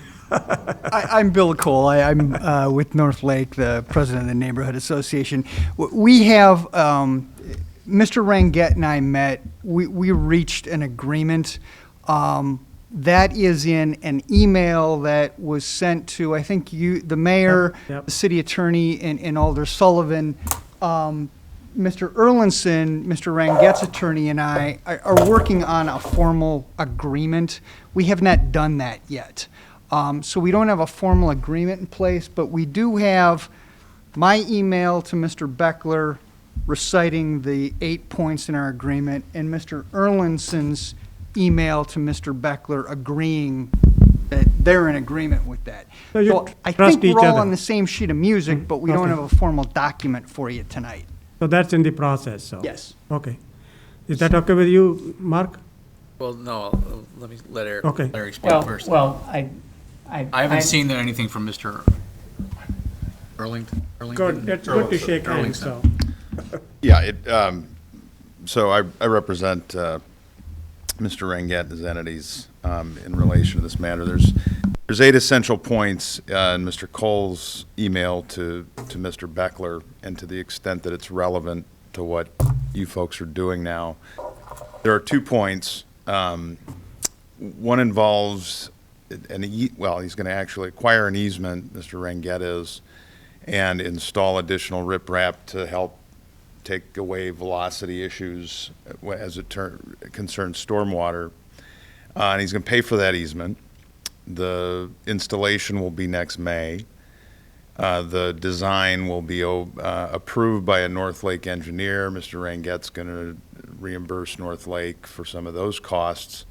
And then Outlot 1, which is in North Lake, not in Red Tail Acres, will become the maintenance of it as it concerns stormwater and any possible erosion will become a Red Tail Acres responsibility going forward. The proposal is that those 2 responsibilities, the maintenance of the riprap area that's going to be the subject of the easement, and then the Outlot 1 maintenance responsibility, would be incorporated into the perpetual going forward responsibilities under the stormwater maintenance agreement. What that would do is it would become a city prerogative then, in the event that there was some issue, to step in just as it would in the event that a detention pond wasn't being properly maintained. It could step in, do it, and then have a special assessment on the Red Tail Acres lots. Whether you guys want to take that on, it's a prerogative. If it ever became an issue, you wouldn't have to elect to invoke your rights under the maintenance agreement, but it would give you that option. I think it creates another enforcement mechanism so that it's not neighbors fighting over something and disagreeing about it. The city can come in, do it, make the call. So that is something that if this body is in favor of that, we're fine with that, and that would be the only amendment other than the ones that were in Mr. Huth's memo about, hay bales and cleaning up, scouring, which is all part of Mr. Cole's bullet point agreement, and we've agreed to it. So, Well, Cole, so you are happy with that now? To be frank, no. I mean, But it's a matter of compromise. reasonably happy, right? We are. I mean, Mr. Ranget conceded, North Lake feels like it conceded. I Okay. think it's as good of a situation as we're going to get. Okay, great. So what Mike suggested earlier today, and I concur with, if the council is all right with it, at this point, we're talking about drafting documents. You've heard from the parties that they've reached an agreement, which is great. And so it's up to you, but what I would like to do is to simply move to take from the table, the stormwater maintenance agreement, and to approve it. Object to? Subject to the legal review and acceptance of the terms. Okay. So you don't have to see it again. Okay. If you want to see it again, of course you can. But Right. it seems like, since there is an agreement in place, it's a matter of getting things drafted, and that just hasn't happened. Larry, could we say subject to the city attorney's Yes. review and approval, rather than legal review and approval? Sure. Okay. So Mark, you want to make that motion? So I will make a motion to remove this issue from the table. Okay, need a second. Second. Okay, all those in favor of the motion say aye. Aye. Anyone opposed? So the motion passes. On to number 2. And then I'll make a motion to approve the stormwater system maintenance agreement, subject to final city attorney approval, incorporating the agreement that the two parties have reached in. Okay, need a second. Second. Does that also include the amendment that was just mentioned wasn't part of that, those 8 points that you just mentioned? That's the agreement. Okay, got it. Yeah, it is part of it. It just, Got it. it would be, Right. yeah. Okay. Thank you. Any further discussion? All those in favor of this motion say aye. Aye. Anyone opposed? So the motion passes unanimously. Item number 3. This is the maintenance, so all those, you want to make a motion or somebody else does? Did that. No, we We just did that one. Number 3. That's what we It's just covered. did. It's covered under number 2? Yep. Okay, all right. Okay, guys, thank you for reaching an agreement and, We want to thank you all for allowing us to take the time to do that, because the 2 weeks really did help us sit down and work this out. thank you. I'm very thankful both. that you took care of it. Awesome. Thank you very much. Okay, all right, so Robert, now we are starting from irregular orders. Stickler for process. I am. We haven't done that in the past, it was just exceptional today, So number 1 in agreements is on page 100. Yes. For those who are Yes. reading Graber by the and playbook. agreement and item number 1. Graber and Tiedemann Basins, proposal for final design and status update on preliminary design with MSA. Move approval is recommended by finance. Second. Any questions or concerns or discussion? All those in favor of the motion say aye. Aye. I'm sure we, Oh, Susan. What is the funding source? Well, Bill, where is the money coming from? You have the money, right? This is coming from a proposed loan. loan from the state trust fund. Okay. Okay, any other questions? All Does those that in- need to be included in the motion? There is another item Coming further down. coming Okay, that will for the include that. loan application, or the Okay. loan proposal. Part of that. Okay, all those in favor of the motion say aye. Aye. Anyone opposed? So the motion passes. Item number 2. Thank you. Agreement for Middleton Hills concentric ponds survey, resurvey with MSA, $4,900. Move approval is where recommended is by this? finance. I'm just Second. Second. Do we have any questions? Susan? No, I'm glad we're finally getting it done because it's been delayed for too many years. Was there enough citizen input on this? Yeah, I just said it. We need to send out postcards or anything like that? No, but I will say the pond is Okay. very high. If there are no more further questions and concerns, all those in favor of the motion say aye. Aye. Anyone opposed? So the motion passes. Item number 3. Page 25. Thank you. All right. Stormwater Management System Maintenance Agreement with Whispering Pines Condominium LLC. Move approval. Need a second. Second. It's a routine. All those in favor of the motion say aye. Aye. Anyone opposed? You have any questions? Yeah, Robert? I would like to talk about page 27. Let's talk about page 27. It's a quick thing, but I guess I want to check under 4C. It says Fairview Ridge LLC agreement. I'm thinking that's a typo unless something goes under a different name. That's a different development altogether. Is that supposed to not be in here? No, it is in here. Oh, it is. Okay. I assume I this wanted to ask. document is either drafted by or reviewed by Gary Huth. And this is, and he has reviewed and agreed that this step is necessary. But that's a separate development we did. Well, gosh, yeah, the developer, and they're here, the Ellisons are here, Hi. entered into an agreement with Fairview, who's the owner of, I believe, the Native Neurology property, right. concerning the maintenance of the slope. Is that correct?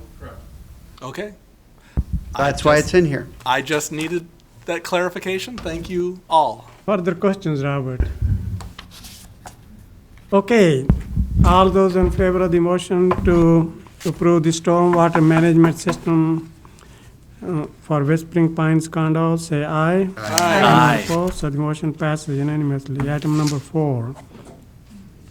Amendment to agreement between the city of Milton and Milton Cross Plain Area School District related to the youth center. Move approval. Second. Yeah, there's a just only small change of the confidentiality, and that's it. So, any questions? Okay, all those in favor of the motion say aye. Aye. Anyone opposed? So the motion passes unanimously. Next one is item number 5, agreement to establish Madison Community Foundation pass-through fund for Stonehorse Green Capital Campaign. Do you want to add anything, Abby? Okay, need a motion to approve? I'd move approval based on the Finance Committee's recommendation, and that would be to negotiate a lower amount of The campaign. fee, yes. lower the campaign amount. Need a A second. lower amount of the fees are the same. Yeah. A lower amount of money to which the fees apply. Right. Yes. Second. Goal, yeah. Okay, any questions, any comments? All those in favor of the motion say aye. Aye. Anyone opposed? So the motion passes unanimously. Annexation. Item number 1, request for direct annexation by unanimous approval of lands from the town of Milton, Daman, 711 Twin Sets Road, parcel to west, 1.19 acres. Motion to approve the request as recommended by Public Works. Second. We have something of an issue here. Okay. Which is, it appears that Public Works wants to do more than simply accept the annexation and get involved in reconfiguring the road in the area, not the road that's included in the petition, but also to configure other lands. And I suspect that because I didn't see this until last week, I didn't know that this had been done. And basically, in an annexation, we have 2 choices. We vote it up, we vote it down. And if there are other issues with alignment of other property, if it's a road, it may be a town road that's half owned by property owners on either side of it. There could be a number of things. So what I would suggest you do is simply act on the annexation ordinance. Okay. And that would be appropriate. But I don't think these other issues, while they're good ideas, are really germane to the annexation. Okay, yes, Robert.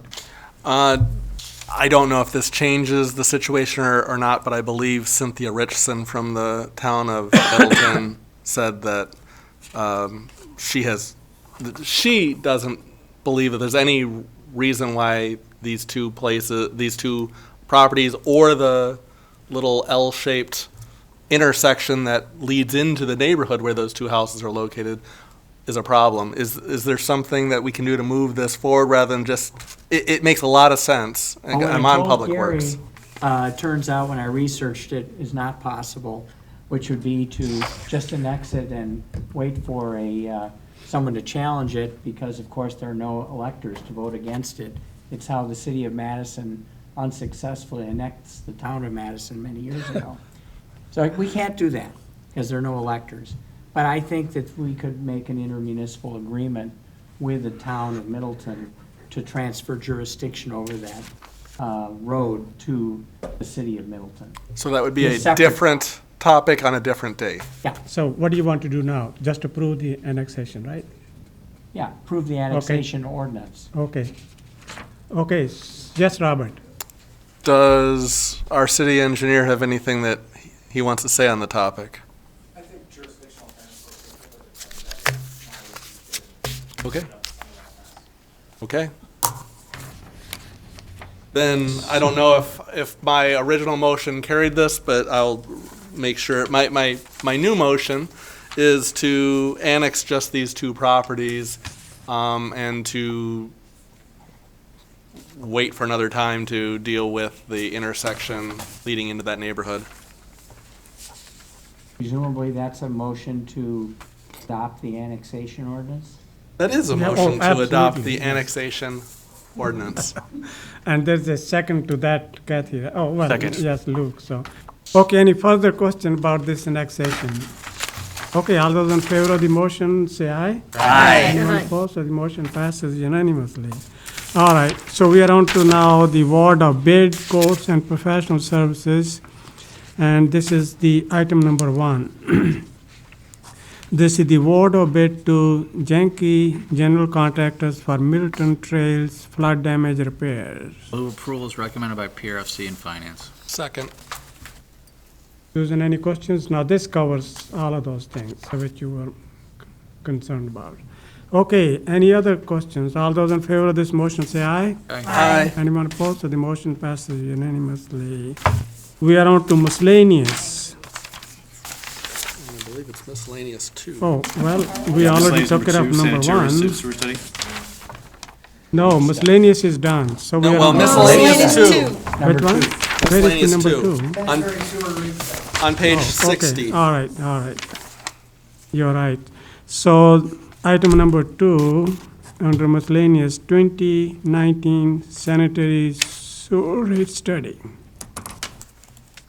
So, there's two things here. I think I'll move approval that we accept the study and,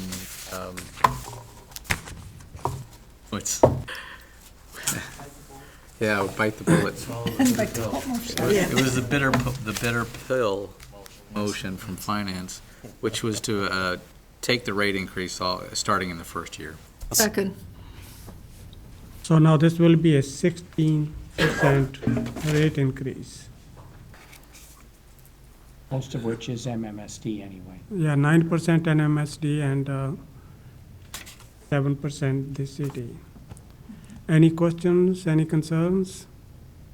Okay, all those in favor of the motion say aye. Aye. Anyone opposed? So the motion passes unanimously. Next one is the Parmenter Elmwood Aurora project recommendation to delay to 2021 capital budget.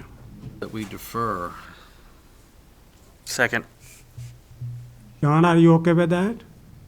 I'm sorry, it should be more appropriately delay until 21. There you go. Okay. To approve the delay. The motion to delay, yes. Okay. So it's the motion to delay the project to 2021, so. And is second okay? Yep. Okay. Any questions or concerns? We have had so much discussion on this one. This is the right thing to do. All those in favor of this motion say aye. Aye. Anyone opposed? So the motion to delay the project to 2021 passes. Have a drink.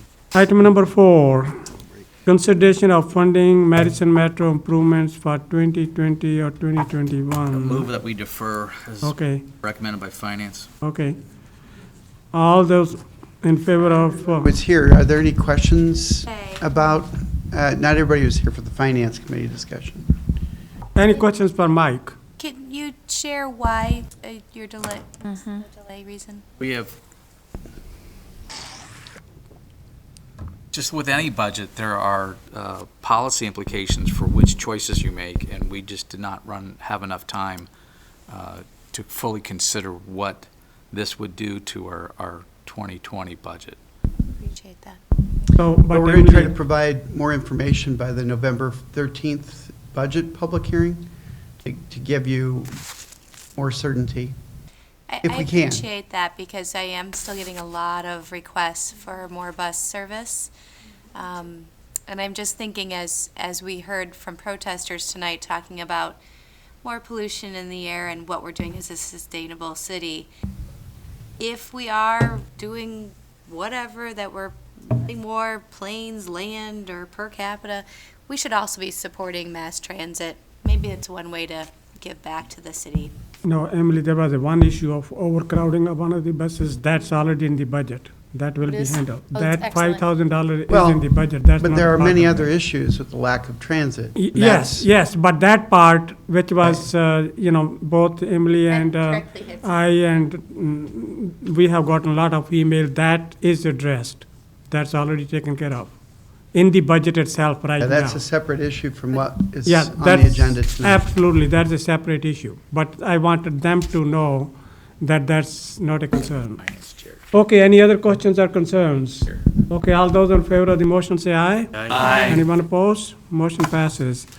We are on to item number 5, potential loan application request for non-stormwater utility flood recovery project. Move approval is recommended by Finance. Second. So this is, This is where that other money comes from. anybody, you want to explain, Bill, or everybody knows? We're not.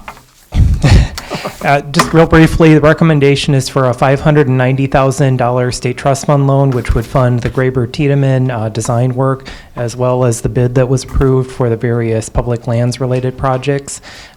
This would start the process. It would come back for you for formal approval at a future meeting. Okay, any further questions? All those in favor of this motion say aye. Aye. Anyone opposed? So the motion passes unanimously. We are now on to ordinances, and this is second reading. So if whatever you pass now, it's going to become final. So the first one is the ordinance to create workforce housing committee in the city of Middleton.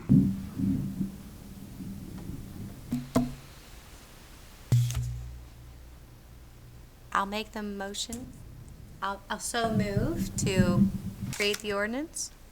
Is that the second reading? Yes, so you want to make any changes, add more people, or? At this time, we have the non-voting alder and the non-voting. No, we have the voting. voting elder Okay. And Plan seven Commission. I've other had some members. feedback to not have the Planning Commission member vote. So I don't know what sort of. Defer this back Yes, for more please. discussion. Okay, let's send it back. I to move that Eleanor. we defer this back to Eleanor. Okay, need a second? I Emily, will that's- second that. Okay. Any further questions? Yes, Susan? I think I've had similar comments about the Plan Commission members should be non-voting, but I would be concerned that we're starting to go down a slippery slope, because I would like for us to look and see the membership of all committees where we've got council members or members from other committees, and I think they're all voting. And the only non-voting members that are on any of our city committees are high school students. I think on ethics, I'm a non-voting member. That might be the only one. Yeah, Plan Commission I is did a it. very powerful body, it's just like a city council. Yeah. It's not not what I'm just like saying. any other committee, so. Yeah, that's not what I'm saying, Gurdeep. I'm saying on all these other committees, except for ethics is the one. So I don't know that we need to think about it in terms of the structure of all committees if we're not going to let the representative from Plan Commission have a vote on workforce housing. Okay, well, let's Eleanor study and look into it, so. That's my comment Yes, on that. yes, okay. Any other questions or comments? Katie, did they have any reason for the Plan Commission being a non-voting member? I can, No, only that we thought that the mayor was concerned about having only one citizen be on each committee. Can you Am I saying it rephrase? right? I just Say would that like, again. I would just like more citizens on the committee. That's what I would like. I mean, more citizens are involved, better it is. And we have sustainability committee, which is amazing. We have 11 members. And so we have a youth commission, it's about same on 9 or 10 members. And so and affordable housing is a problem, and I don't see, we don't gain anything by having fewer members. So, yes, Emily. I'm sorry, were you first? Yes. I've Oh. seen it. Yeah. Sorry. Okay, Susan Yeah. and then Robert? I got Oh, okay. 2 letters. The concern was the Plan Commission member on workforce housing would have too much power, That's what I got too. which I don't understand that. I'm sorry, can you repeat that? The person that's appointed by the Plan Commission to workforce housing would have too much power because they're both on workforce housing and Plan Commission. But we're I responded to that person stating that both of those committees recommend approval of things to the council. Yeah. So that's why I'm having It's not- a little bit of a hard anything. time. The other person, it was even more vague.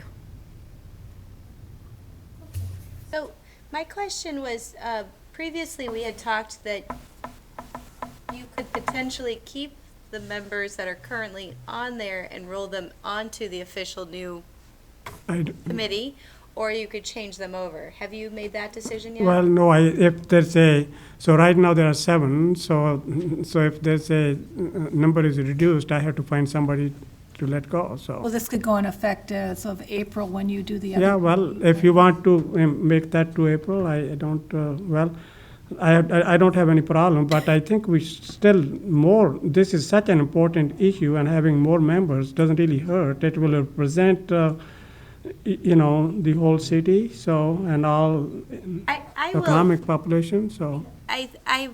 I will strongly suggest that only because I do have a lot of renters in my district. Yeah.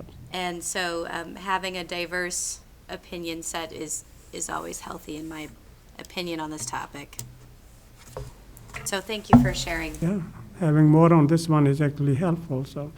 Okay, yes, Robert? I would second the concern that, that the Plan Commission member should not be turned into a non-voting member. I think the Plan Commission member should continue to be a voting member. That would be my recommendation if this is being referred back to L&O. Okay. Okay, so the motion is to refer it back to L&O with the, the suggestion by Robert that keep the Plan Commission voting. All those in favor of those motions say aye. Aye. Anyone opposed? Nay. Nay. So 6-2. Okay, so we are on to 5-2?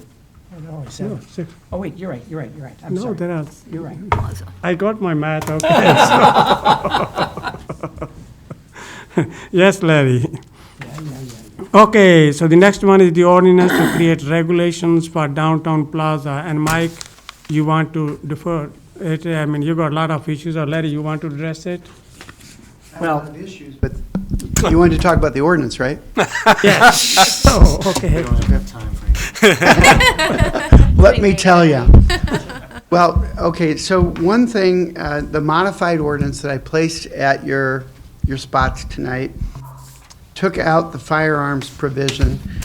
Citizen, who I believe is here, Tim Gary, brought it to our attention that would not be necessary because the state law does not require permits for open carry firearms. Correct. So that, Matt Fleming took that entire provision out of the ordinance. I still think that the pet provision is a problem, but I understand that perhaps the council's not looking for enforcement of it, but you want maybe a sign or a moral duty of people not to bring their pets into the green. I just think that it will be one of the most violated ordinances that we have next to jaywalking. Okay, so What are you what saying? is, We're gonna get some I want to ticket say revenue? thank you, sir, for bringing that to our attention, so Gary, so it was very kind I of would you, move and approval. I did go through all those discussions, was really very enlightening, so Larry, do you have anything to add or say, or what No, do you I want to think do? Mike covered it. I would move Uh, approval. I'm sorry you didn't have it earlier, but the ordinance should be at your place now. Okay, Robert, Well, I don't know, if this I may need to make a second before I can comment. okay, so. I'll second. I don't think there was a motion to approve. I there was? made a motion to Okay, approve. all right, so second. need a second, so there's Okay, a, now, okay, yes, Robert. I know we had talked, I guess 2 weeks ago, about, do we need some type of a note here under making of fires about the push-button fireplace? Am I missing it in here? Is there, that we're going to be having people start fires in a enclosed fireplace, but it's still a fireplace? Do we need some type of a note in here to say that that existing gas-powered fireplace is exempted from the no making fires? That's the last clause of G. Is it? Or fires started or maintained with any fireplace, fire pit, or similar structure constructed by the city upon the premises. So that's an exclusion? Yeah. Okay, that's not how I was reading it, but if that's an exclusion to the making of fires, Yeah. then I'll trust that it meets. There's an except in the second line, which covers two Oh, categories. geez. Wow, that's a long Yeah, it's a long sentence. sentence. Okay. So Sorry let- about that. So are you comfortable to approve the way it is? It is a second reading now. I'm It's fine asking with you. me. Yeah. So you have read it and Oh, you yeah. feel okay? Mhm. And Mike, you feel okay? Legally, because, I mean, that's important. Get complaints about dogs in the plaza, just remember what I told you. Yeah, well, make sure that you don't bring your dog. We don't have enforcement personnel to take that on. Okay. It's kind of analogous to Sean being required to send out letters to people with address issues. You create a problem when you enact an ordinance, not take that kind of thing into So consideration. we will be able to change it if there's a problem, right? Yes. I think, oh, I'm sorry. Yes, Robert. I struggle with this, Mike. I get your point, but I also really, really struggle with the idea of going down to this brand-new plaza and having the grass have all these yellowy patches like I've seen in some neighbors' yards that have, you know, big dogs or whatever, or just lots of dogs. And that's just usually the urine, let alone I don't want to deal with the pickup of solid waste. You'll still see them. I know we probably will, but at least with this, there is a chance for enforcement, even if it is not something that happens at all hours of the day. Katie. Isn't this sort of how all of the parks are laid out? That We the have- pets are allowed on the walking path only? They're allowed on leash currently in our parks. In the park This and is dogs. not a park. But usually, yeah, and usually it's posted that they have to stay on the sidewalk. What I'm afraid I of, don't think so. No? if we don't have this, You're thinking of the trails. Yeah. On our trails through the Conservancy, we do have a requirement that you have to be on leash, dog has to be on leash on the trails. Thinking of the sidewalk in the park right behind the little administration building, the little old school on South. Doesn't it say the dog has to stay on the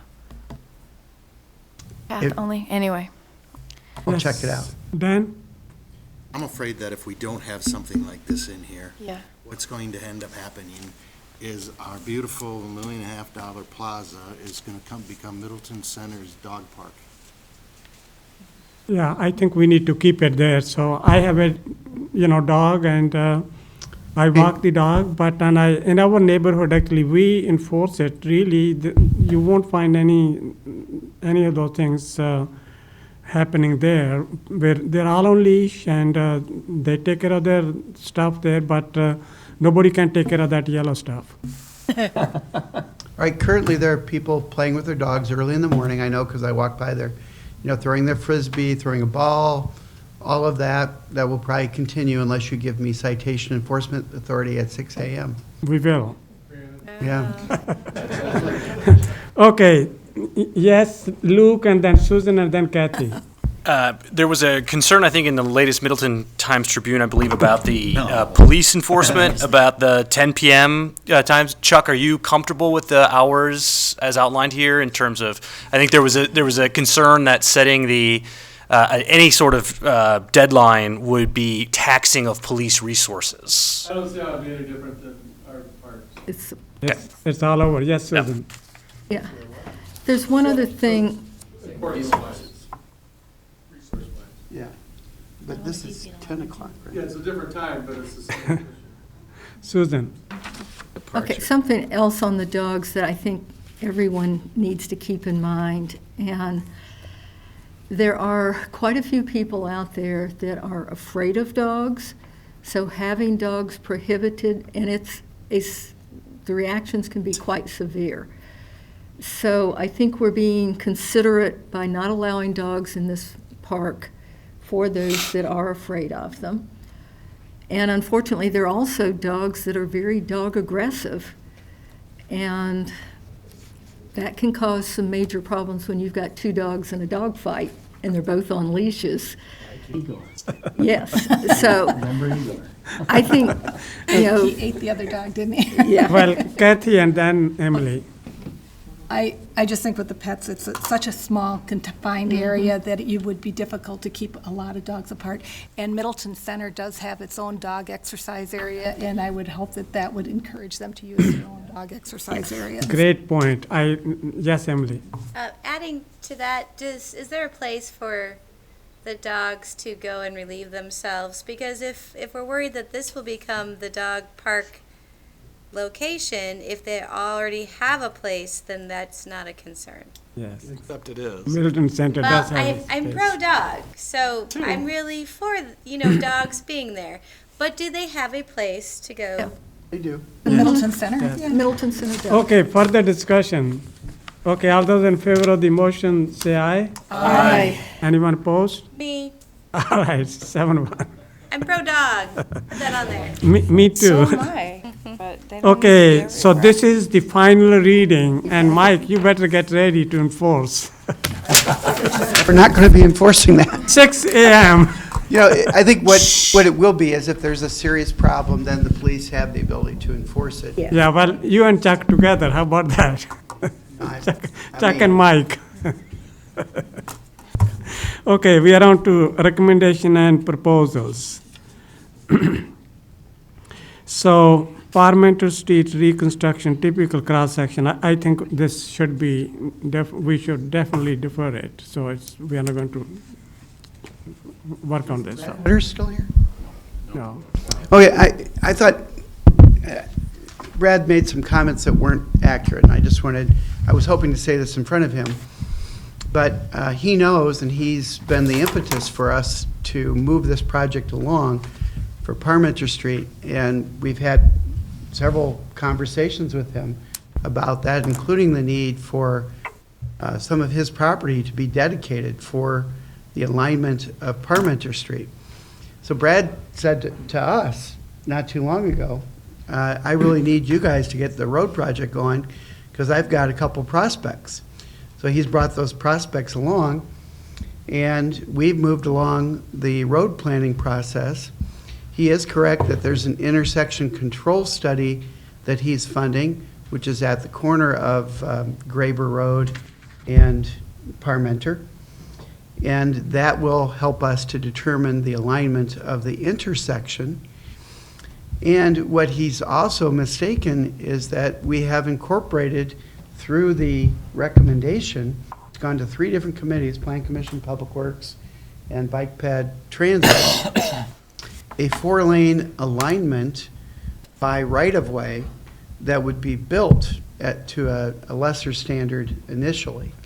And yes, if there were traffic studies that showed that we needed 4-lane, it could be a 4-lane right-of-way, but he was assuming that it's not going to be, and that's because the recommendation from the Plan Commission was we want it to be to start as a modified 2-lane. Correct me if I'm wrong on the terminology on that. But, and Sean, you can explain it too. I think one discrepancy, and Mark sent an email to you yesterday about that, is that we actually have a slight difference between what the Plan Commission recommended and what the Public Works Committee recommended. It's about 10 feet difference. And that's a lot.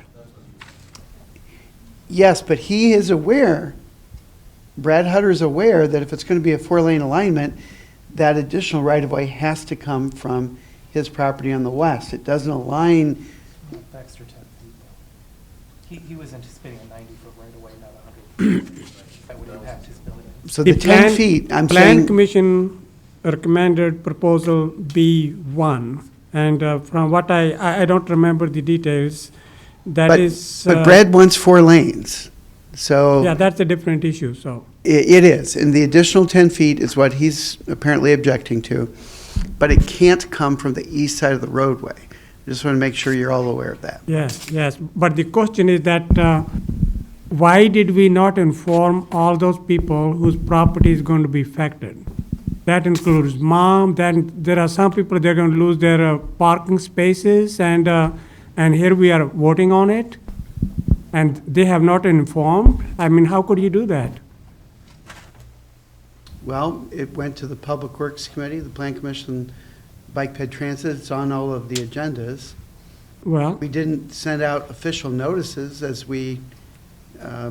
You are taking somebody's property away, they should be made aware of it. I would No, we're not. caution any sort of acquisition discussion at present, or design discussion, really. This is a concept cross-section for a corridor.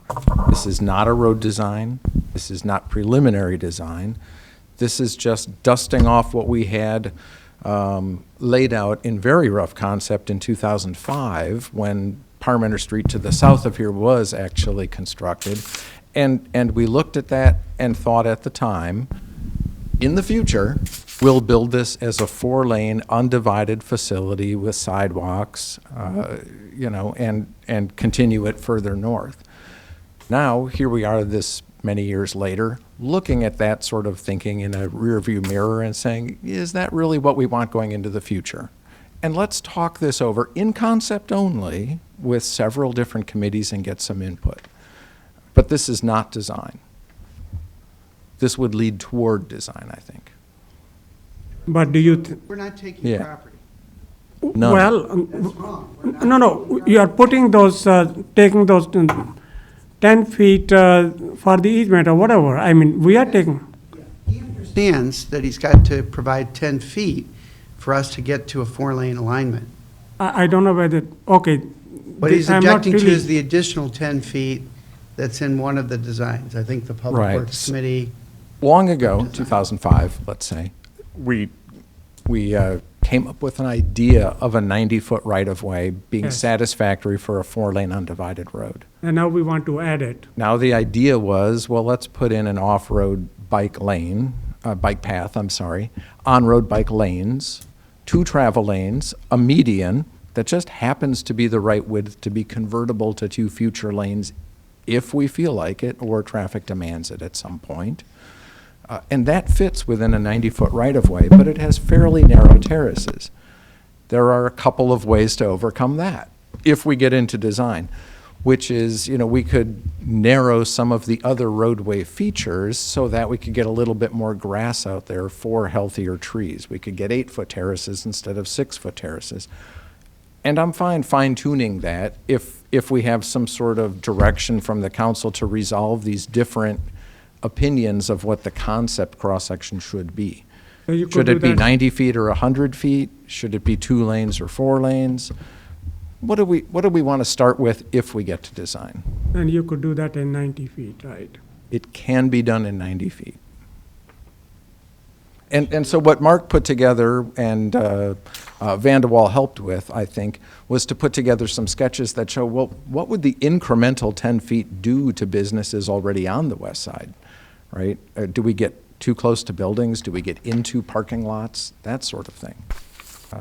And those are pretty big deal items, but we've always talked about 90 feet out there. Yeah, well, I think if somebody is affected, they should be informed or made aware of it, so. And I agree, once we start engaging a design firm and putting pen to paper, that's when we start getting public input on this. But this is concept cross-section Would that be stuff. too late? I mean, once you, I don't think so. okay. I know that we want public input, but at the concept level. Yeah, this is really normal. Thank you. Okay, so do we want to do anything with this one, or? Do we have to make a motion to get into the concept? Well, it would depend that I wouldn't go for 100, 90 feet probably is okay, so, I mean, that's what even plan commission recommended, so I don't want to, And if you vote for the 90% or the 90-foot concept, that's been the understanding all along, and we've talked with Brad Okay, Hutter well- about dedicating. Okay, if people have been informed of that, I don't have And any then problem with that, so. he was saying there wouldn't be 4 lanes. There is 4 lanes contemplated, but not immediately in the concept. So Mark is recommending 100-foot right-of-way. Are we now saying that we only want 90? My understanding was the plan commission recommended 90 feet. I think it was Public Works. Public Works Yeah. wanted a I can clarify. So just to paraphrase what Sean said, Mark Wagner, the forester, had commented that the 90-foot cross-section with those features, with the bike lane, travel lane, median, terrace, all that would fit in 90, but it would result in a terrace that's pretty narrow and wouldn't be as healthy of an environment for trees. And so that's where Mark Wagner said it would be desirable to have a wider terrace. We also have talked about a bike path instead of a sidewalk on one side. Normally a sidewalk's 5 feet. Bike path would be 10 or possibly 12 feet, just sort of the standard we're going to now with bike path widths. So those are the 2 changes, is the addition of the bike path instead of a sidewalk, and the desire for a wider terrace on each side to accommodate more trees. I had forgotten a discussion that we had at a staff meeting about the impact when I made the recommendation, the impact on the west side. So that's why you're getting a little bit of conflicting advice. That's why we had the drawing done by Van de Waal to show you what that impact would be, and that's why I sent the email yesterday to make sure you were aware of that. I'm not convinced that all of that would have to be on the west side, but that's, again, getting into design detail that Sean mentioned. We would have to, those are just details that would come up later. Maybe it's narrower in one place, and then it gets a little wider as you get farther north. But, the point is the 3 committees have all been pretty unified in their recommendation on what they would like to see the corridor look like. Have it be 2 lanes in the short term, if necessary 4 lanes, although I don't know of too many people who would like to see a 4-lane road if it's not necessary. Except that. 90 feet. That's what had been recommended until the forester recommended a wider terrace. So we're talking about 100 feet is the staff recommendation. It is, there's a mixed opinion among staff. Let's just leave it that way. So. I would, Mark, if we want to prove it, I think we should be consistent. And if you look at the rest of the parliament there too, we have nowhere 100 feet there. And we had a discussion even yesterday that what are the other streets in Middleton? Well, that was more like 120, where you were talking about the Bellefontaine, right? Bellefontaine. But you have to be consistent. You can't just, in a small stretch, say you want to have 100 there, and when all along it's 90 or less. I mean, there has to be some reason why you want, all of a sudden, at one small section, you want a Well, wider perimeter area. varies in width. South of here, it's wider, especially in front of Hertz Donuts, and then, of course, south of the roundabout, it's a lot narrower. So But the still- corridor does have various widths already. Yeah, but it still goes up to about 90, so. So, one thing which I would like to ask you, Mark, in the Plan Commission, since you were interested, and there was the Plan Commission members were also interested that for the trees, we should have that wider area there, that on the east side, we won't have the bike path on the road because we already have a additional 10-foot wide bike on a pedestrian or multiple use path. So if you were to do that, you could do that in 90 feet. You don't need 100. You're referring to removing the bike lane Bike on the lane on northbound? the east side of because you have a bike path already there. You don't need both of them. I think it's customary, if you're putting a bike lane on, you put 2 bike lanes, one on either side. Some people really, really dislike side paths because they cross driveways, which is just where cars tend to pause while they're trying to enter a traffic stream. So for cyclists who just are serious or hardcore or commuters and don't really mind skin friction with vehicles, the road is the place to be. Okay, so would you then just But I have- think we can put all of these elements into a 90-foot right-of-way. Okay. I think the Public Works Committee was recommending in favor of getting some additional land because with unknown parts of design, we never get into a road like Century Avenue and say, man, I wish we had less right-of-way in which to put all this stuff. And while we might now think we're only going to need 2 lanes, I can fully see 4 lanes coming at some point. That's an arterial class road. It's got a belt line off ramp. So it's Gammon. And so this is, I think the question for me is, how long could it stay a 2-lane road? Does it pay to build it with a median when we can reasonably foresee we're going to take it out at some point? And I don't know the answer to that. That's actually part of what I'm hoping that intersection control evaluation can tell us, is what's the shelf life of that median. But I mostly wanted to caution, too, that while I'm confident we can design and build within a 90-foot right-of-way, that does not include the intersections where we might need extra turn Okay. lanes Okay, and/or that- median nose for ped refuge. Yeah, That's not part of this. That's understood, so. Okay.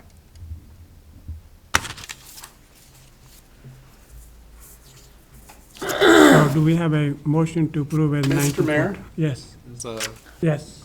I just wanted to state, Public Works recommended 100 feet to be flexible in terms of planning.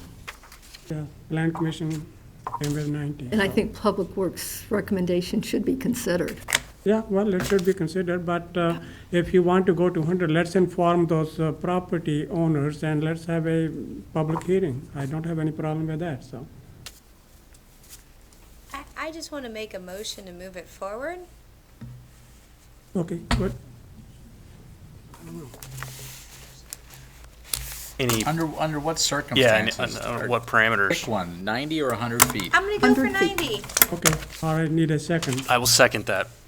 Okay, any further discussion? All those in favor of the motion say aye. Aye. Anyone opposed? Aye. That's a 6-2, right? I think it's 5-3. 5:30? Okay, 5:30.